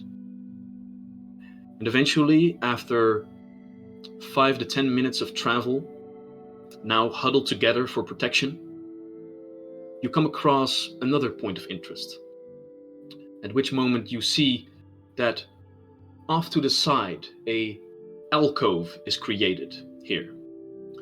Behind, you can hear a small trickle of water, but you do not see the source, for as you stand here in front of the alcove, the cave system clearly turns towards the right a little bit, and a large plaque at the front has another phrase written on top of it. This is the way nature is supported by strength and by discipline. And then a large wooden wall has been built up, seemingly by way earlier, more recent design. It seems that whatever is behind here, the Darklings have boarded up with a wooden, Palisade. wall. Grakal nods his head as we pass under a doorway and says, "This is the way." There's no doorway. This is completely boarded off. There is no way to go that way. You can go further. You can just leave this alcove be and travel forward. But this is at least a point of interest. Oh, as in it's a boarded up door or wall. Yes. Oh. Yeah, it's like, it seems that a small alcove, like you can see that from both sides, the cave just turns in a little bit, and then it's just completely boarded up. But the plaque hanging outside is still visible, which read blah, blah, blah.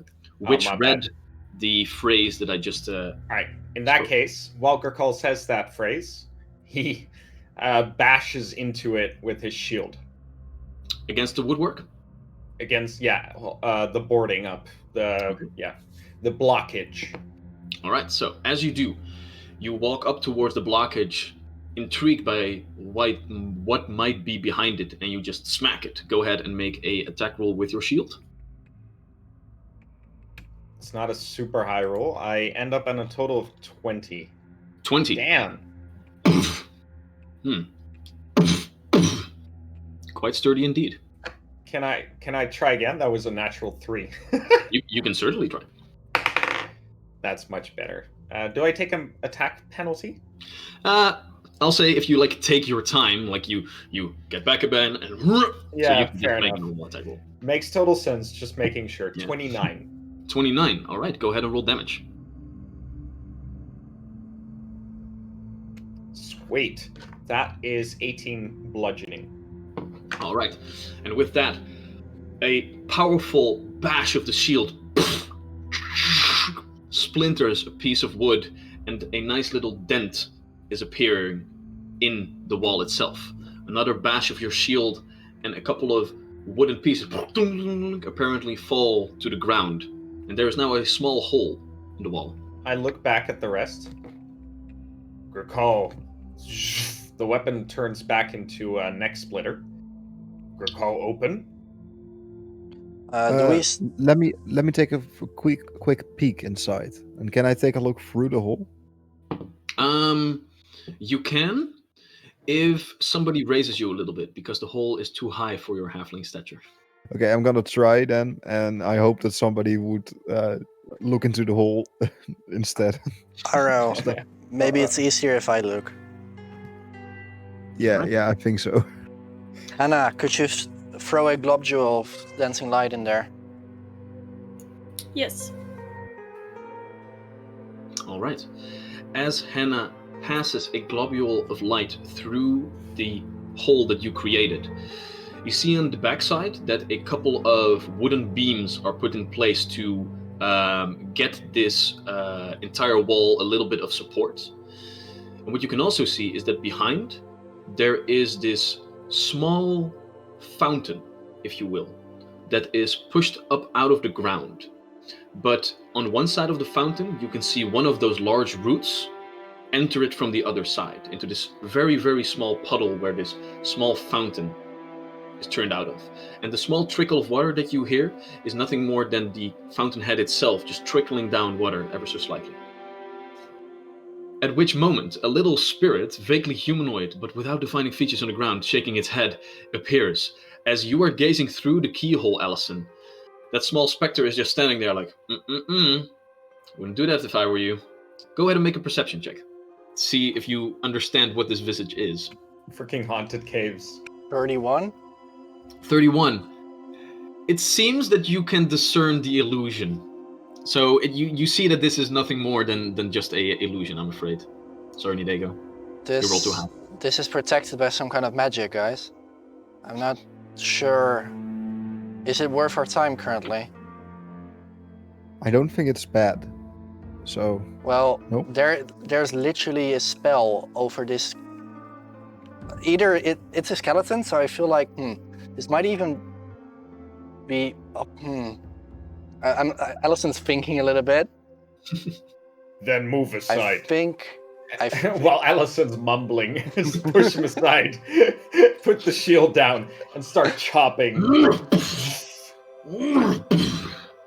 And eventually, with a couple of large strokes, the wood crumbles away and a nice little hole is made in this.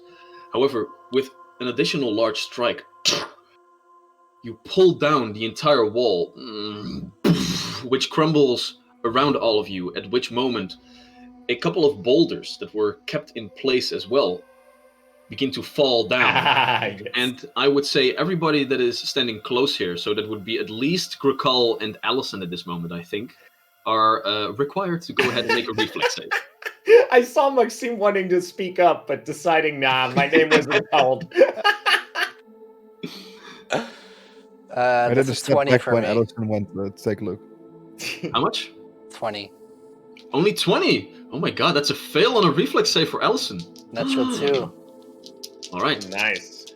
I had a 26, 27 because my plate armor protects me Nice. from. So Allison's like, yeah, okay, I think it's reverse psychology by the Court of Shadows, and I think we should go in there. A large boulder bumps you on the head for a total of 15 points of bludgeoning damage, and the boulders themselves also tumble off of the full plate armor of Gricol, but for the most part he just shrugs it off as just a little bit of collateral damage. You take 7 points of damage. But then as the wood splinters all fall around you, you can now all clearly see this small little fountainhead. the large root growing through it, Alice, pulsing Al- with green energy. as Allison got hit on the head by this, he's like sits against the wall. Warn me next time. Hannah, found magic thing.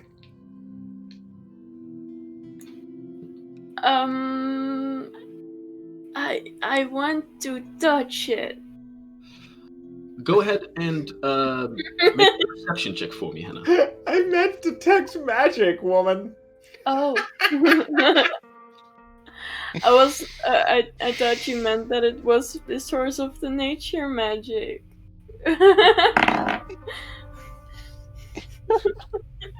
Oh my god, it's gonna be so cursed.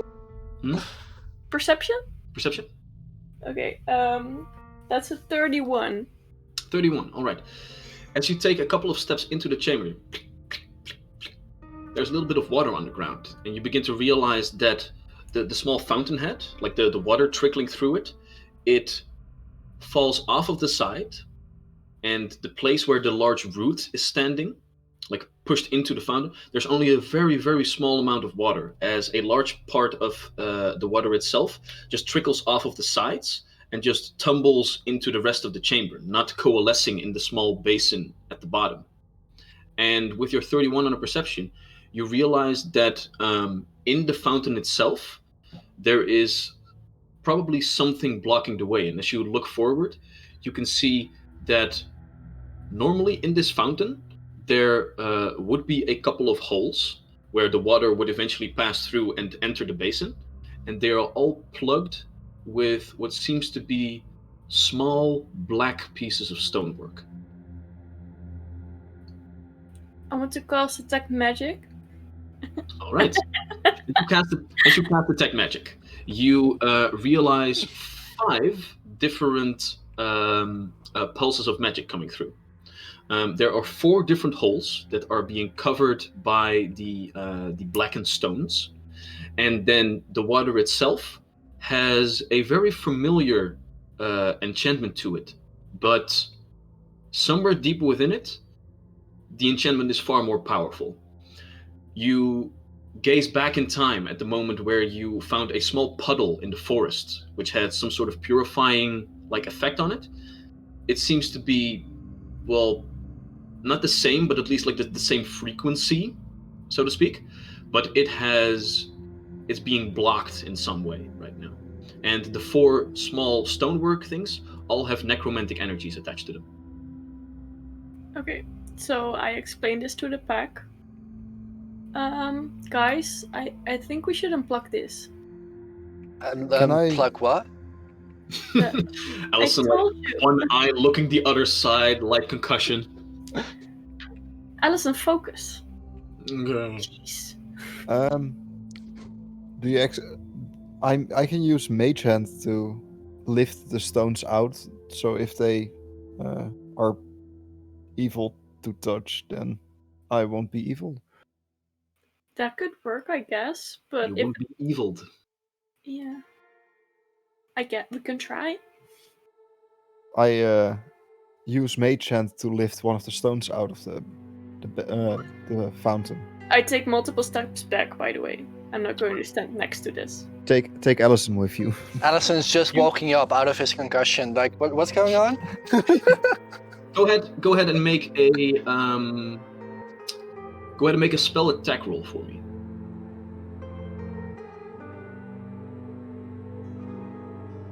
I hardly ever make these. First time for everyone. It's basically your DC minus 10. And then It's you roll that. 27. 27, nice. Yep. Right, so, as you stand there, focusing your monk mind powers, you focus on one of the stones. And then, as you focus on it, it comes loose. And now, as you turn it in the air a little bit and you pull it towards yourself, you see that it is a small, elongated stone statue in a somewhat familiar design. The different talismans that these darklings held around their neck, that they used to project their own essence into this plane, it seems to be made from roughly the same stonework. Although this one is elongated, and while it has two wings clapped in the middle as well, the normal statues that you saw were like almost completely cylindrical in shape and had like a little bit of a hunched head. It seems that the figure in this statue has its head elongated a little bit, and as such the statue comes into like a pointed form with the two small red eyes on the top of it. I It's a open nice the bag of holding, and I say to Iroh, put it in. I use my mind powers to put it in. mind powers. All right. And I think we're just gonna do this three more times to unblock the altogether. Another one. Oh, another spell attack roll, of course. Yeah.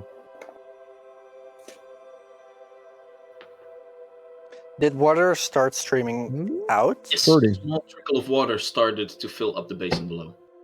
A 30. 30. Another one. In the bag of holding it goes. And the second trickle of water. This is good roll tax. He's like making you roll to get the good rolls out. Boy. 28. 28. Damn. Third one comes out. And the last one. Oh, again a 28. Jesus. All right. So this went very easy for all of you, as all of the 4 plugs are unplugged, and now I didn't think of anything. Don't you worry. I'll save it for later. All of the 4 holes are unplugged, and now 4 small trickles of water begin to coalesce beneath. And as the basin slowly fills up, the slow pulsing root in the back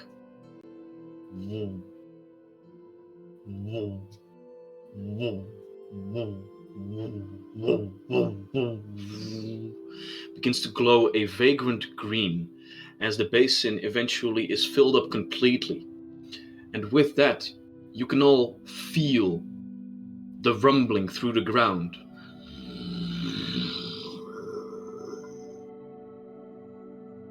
Something is stirred.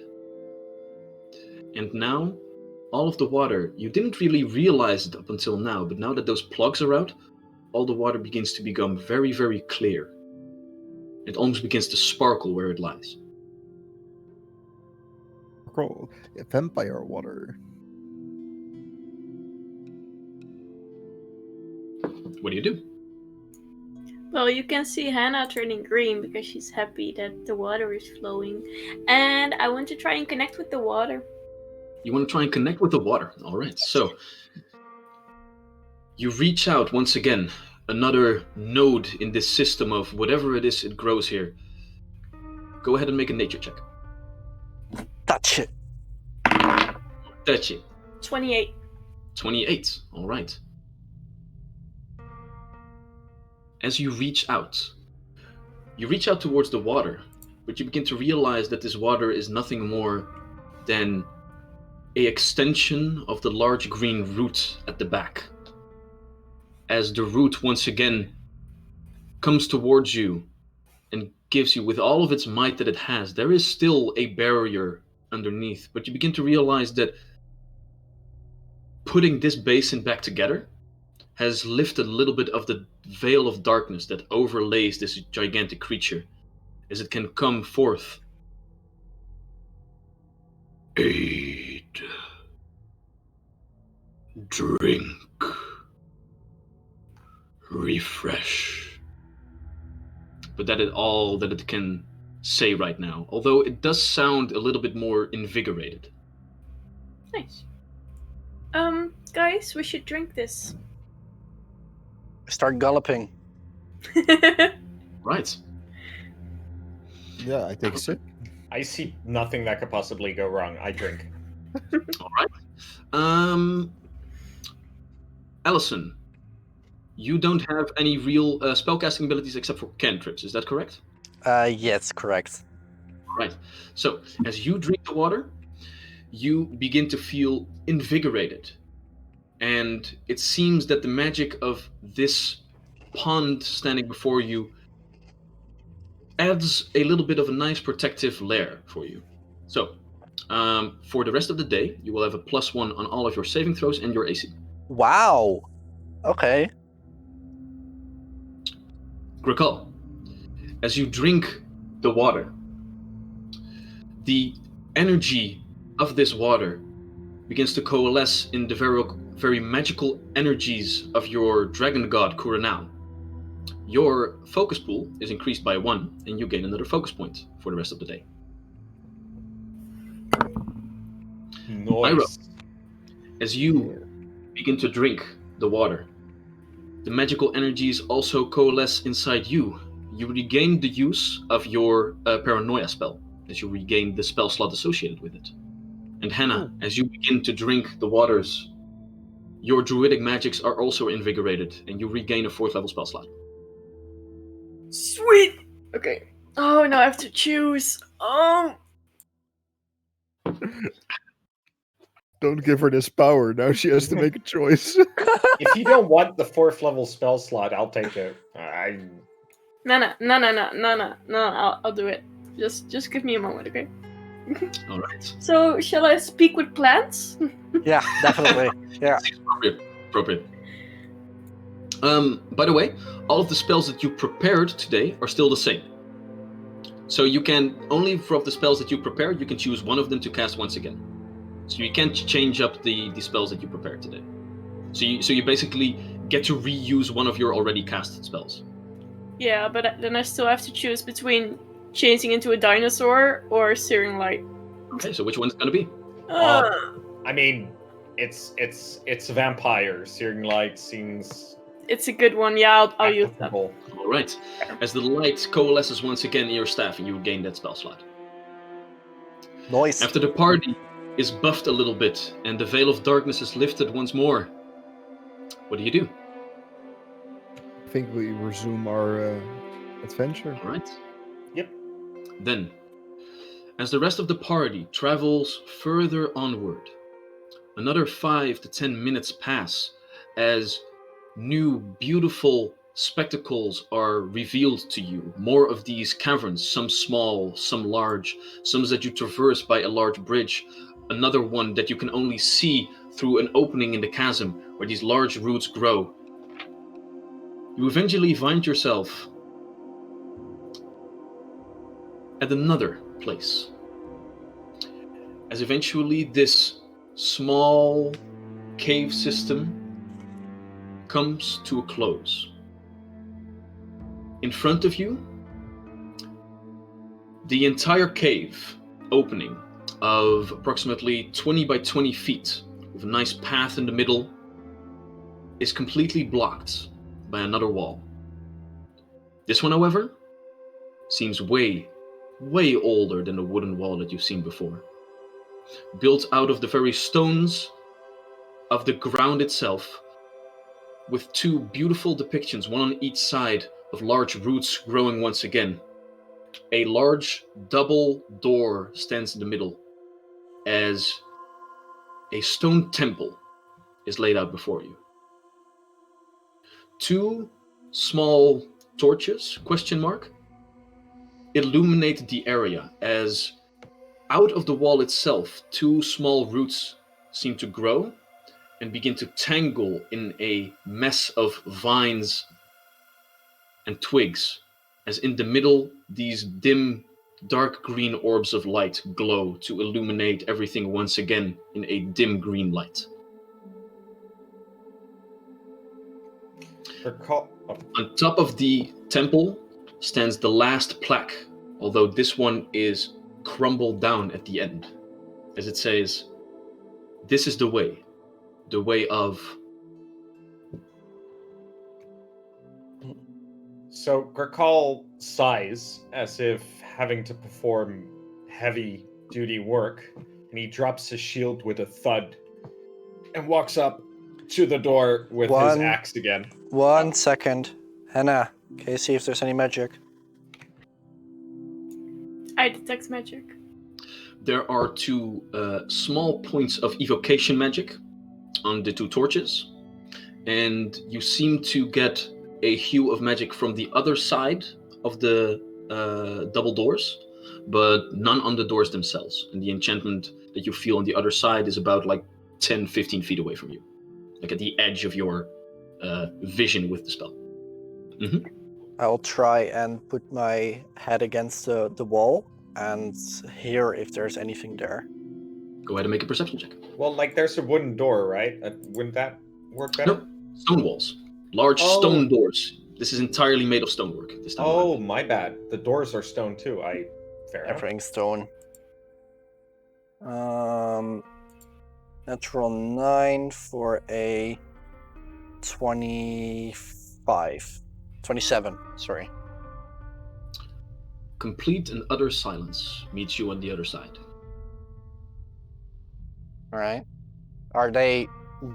Can we open the doors, or do we have to smash them in? You haven't tried to open the doors yet. Yeah, I was just assuming here.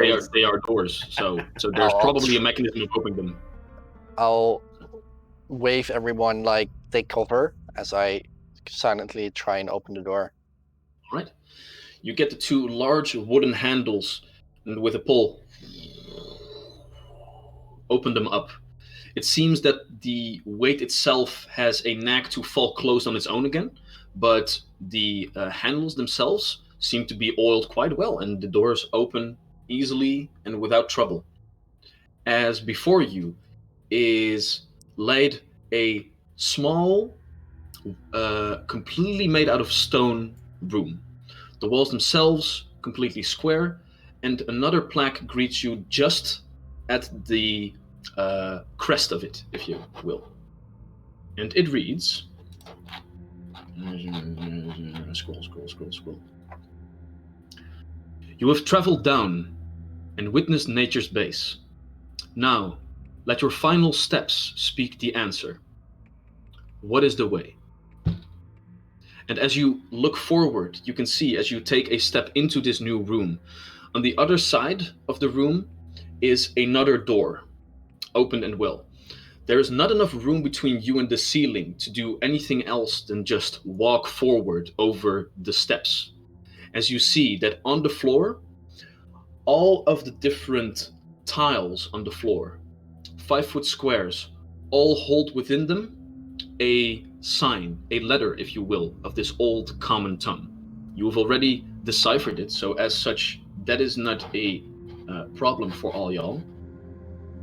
However, before you, if we can go to the battle map. Yep. There it is. Ish. Lies this pattern of letters. What you see on the other end of the door is that a couple of roots from all different sides seem to be pushed inward into a large lock, locking the door with all these different roots inside of them. The 5-foot squares laid out before you all have their edges cut off, making them actually 8-sided, giving the impression that all these letters are not only connected up, down, left, right, but also in the diagonal positions.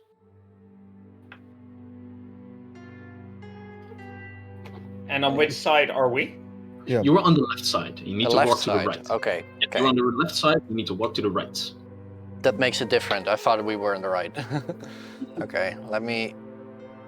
No, you always read from left to right, Max. Come on. We're in the Netherlands here. Okay. Let's see. What is name of place? Cricket Hills. Chat can also help if they want, of course. Yeah. Tree have name? Hannah?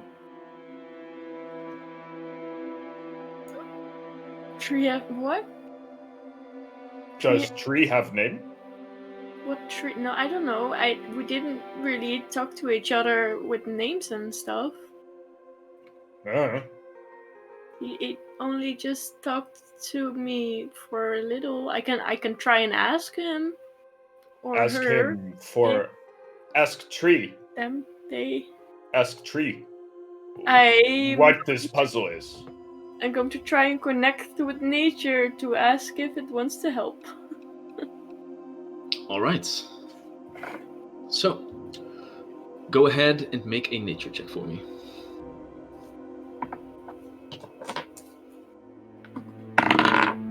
Oh, I'm going to use my hero point. Oh, and you just had another hero point as well. Ooh. Oh. 26. 26. Bless you. All right. So, with you uncovering the small buffing station just before, it has become a little bit more easy to converse with this entity.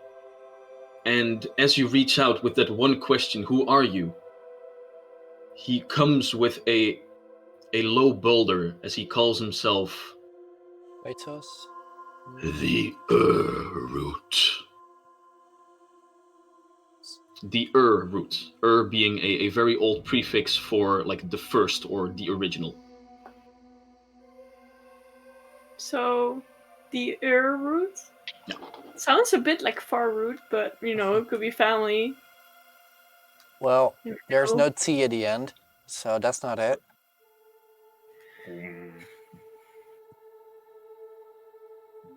Words can't go in a corner, right? Yeah, they can go diagonally. Yeah. Yeah, but not like I see fire, but it's like FIR and then E. So I Yeah, don't. that's fine, I think. Yeah. So you They guys have have to step on traveled. the tiles in a certain order. So you guys have traveled through this entire cavern system. You've seen what it looks like. So You have seen different phrases cast along, and now on the front of it, you read, "This is the way of something." I see fire and, so it was always multiple. So fire and what's the last one then? Maybe fire and. D.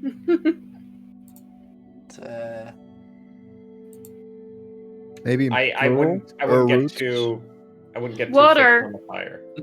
We can fire make and water. water. Yeah, fire and water. Does that make sense? This is the way of fire and water? No. No. Let's not get too fixed on the fire, guys. Well, the fact that it says "and" after is kind of like. Recall is gonna make an intelligence check Trap. Yeah. Crap. to see if he can't figure this out. Go ahead and ask DDM for aid. It's a natural 1. I make an intimidation check at the trap. Probably with the natural 1, you figure you probably can just walk over whatever you want. Yeah. Do I see any patterns? Do you see any patterns? Well, go ahead and make an intelligence check for me. Natural 18, 21. 21. Well, let's see what we can find from the front. On the front it said "the way."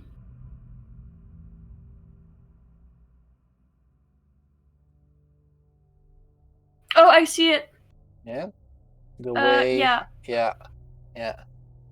You can So spell out the way. THE. Yeah. And then we can make off. The way off. Of. Throck. The way of Throck. That is indeed. The way He off. called himself the root. I don't know how you spell that, but I Yeah. Root. Oh, I see it. Yeah, this is Yeah. the way of the roots. Yeah. All right. great. And with that, Grakal sees it first as he begins to traverse one tile after the other. Chlunk, chlunk. I was probably still standing there like, "Recall, don't do it, no!" As you begin to walk over all of the tiles one by one, and with each tile that you step on, it sinks into the ground a little bit. And you can see that one of the roots in the other end, interlocking, begins to pull away ever so slightly. And now with the second step, the first one pulls away a little bit further, and the second one moves as well. And then the third, and the fourth, the fifth, sixth. As all of you step forward and onward across this room, and eventually get to the other end as Grakal steps on the last plaque. Well, I mean, can't we like have not Grakal do this because he rolled a natural 1 and he also cannot read this language and Fair enough. The party, as the party as a whole walks across, and as the last plaque is pressed inward, the last root exits the lock, as you can see now that the small sliver in the middle of this round, that almost looks like a cut out of a tree with all of the rings inside, begins to open up, and the stone makes way for wood once again. As you gaze into a large temple-like chamber. Underneath you, as you step forward, you can see large walkways of beautiful red fabrics, old, different plants stand in pots, beautifully preserved. The entire area is bathed in this dark green hue that you know. And what you can also see is the face of a darkling standing at the ready with a staff in tow. So, Is this necessary, Charlie? apparently this is very necessary. I like Right. it though. I do like it. As we go to this battle map right here. Oh, I need right there. All right, so laid out before you lays the Temple of the Way of the Roots. And in the middle of this chamber, you can see one gigantic root piercing the ground. Around it, all different kinds of other roots grow into each other as the floorboards of this large temple, giving this gigantic mesh of a organic, living, breathing temple before you. Different plant pots are straying around, different walkways of red velvet are laying around, and in the back you can see that a long ago nice chamber has been completely ransacked, dust straying about as different tables are strewn about. And what you can also see is that in this chamber itself, not one, but 4 dark, corrupting eggs are strewn about, seeping their darkness into the lands around, casting a veil of corruption over the roots. Now, with his last power reaching out toward Hannah as he speaks, "Free me." As from behind, a familiar face becomes apparent. Well now, it has indeed taken you some time to meet me again. But this time I, Count Fairwind, am ready for all of you. With the blessing of my king, at which moment the dark egg behind him begins to swirl up as a cloud of darkness envelops Count Fairwind, and his vampiric visage begins to outgrow as fur, bat-like fur, becomes apparent at both of his arms. He bulks up until in the middle of this chamber stands a large vampiric monstrosity.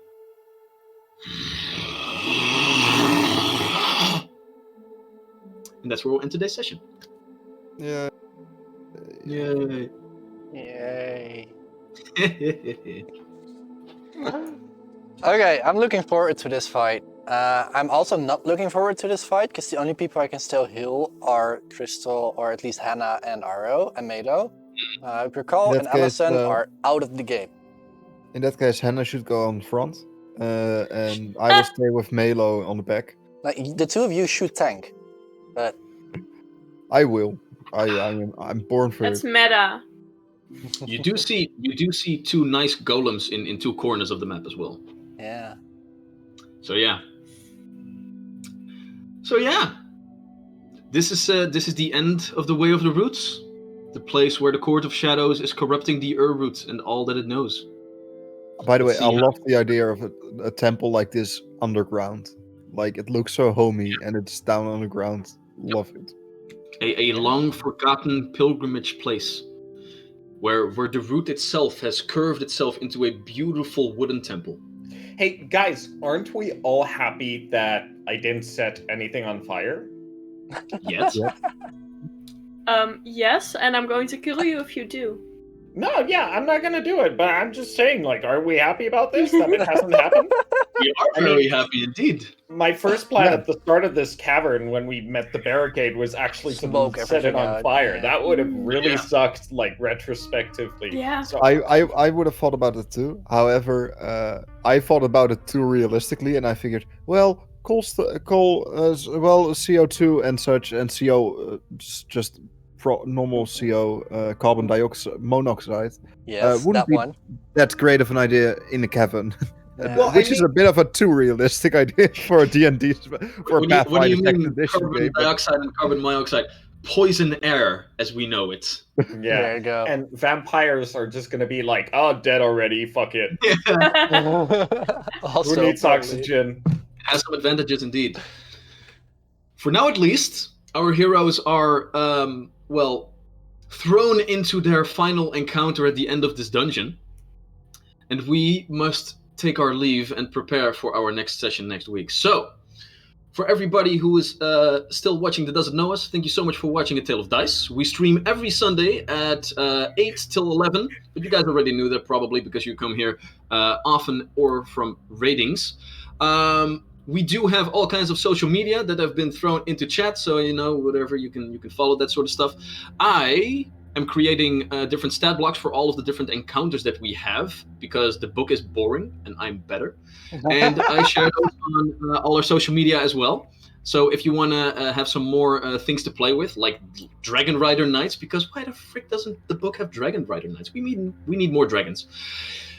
You can follow us there and get updated on those. And we also stream every Friday where we just chill out and converse with chat a little bit more when we rotate our nice little gaming streams. Coming Friday, I will continue to delve further underground as well with Hollow Knight. So if you want to tune in then, be my guest. We can talk game design and lore and all beautiful things.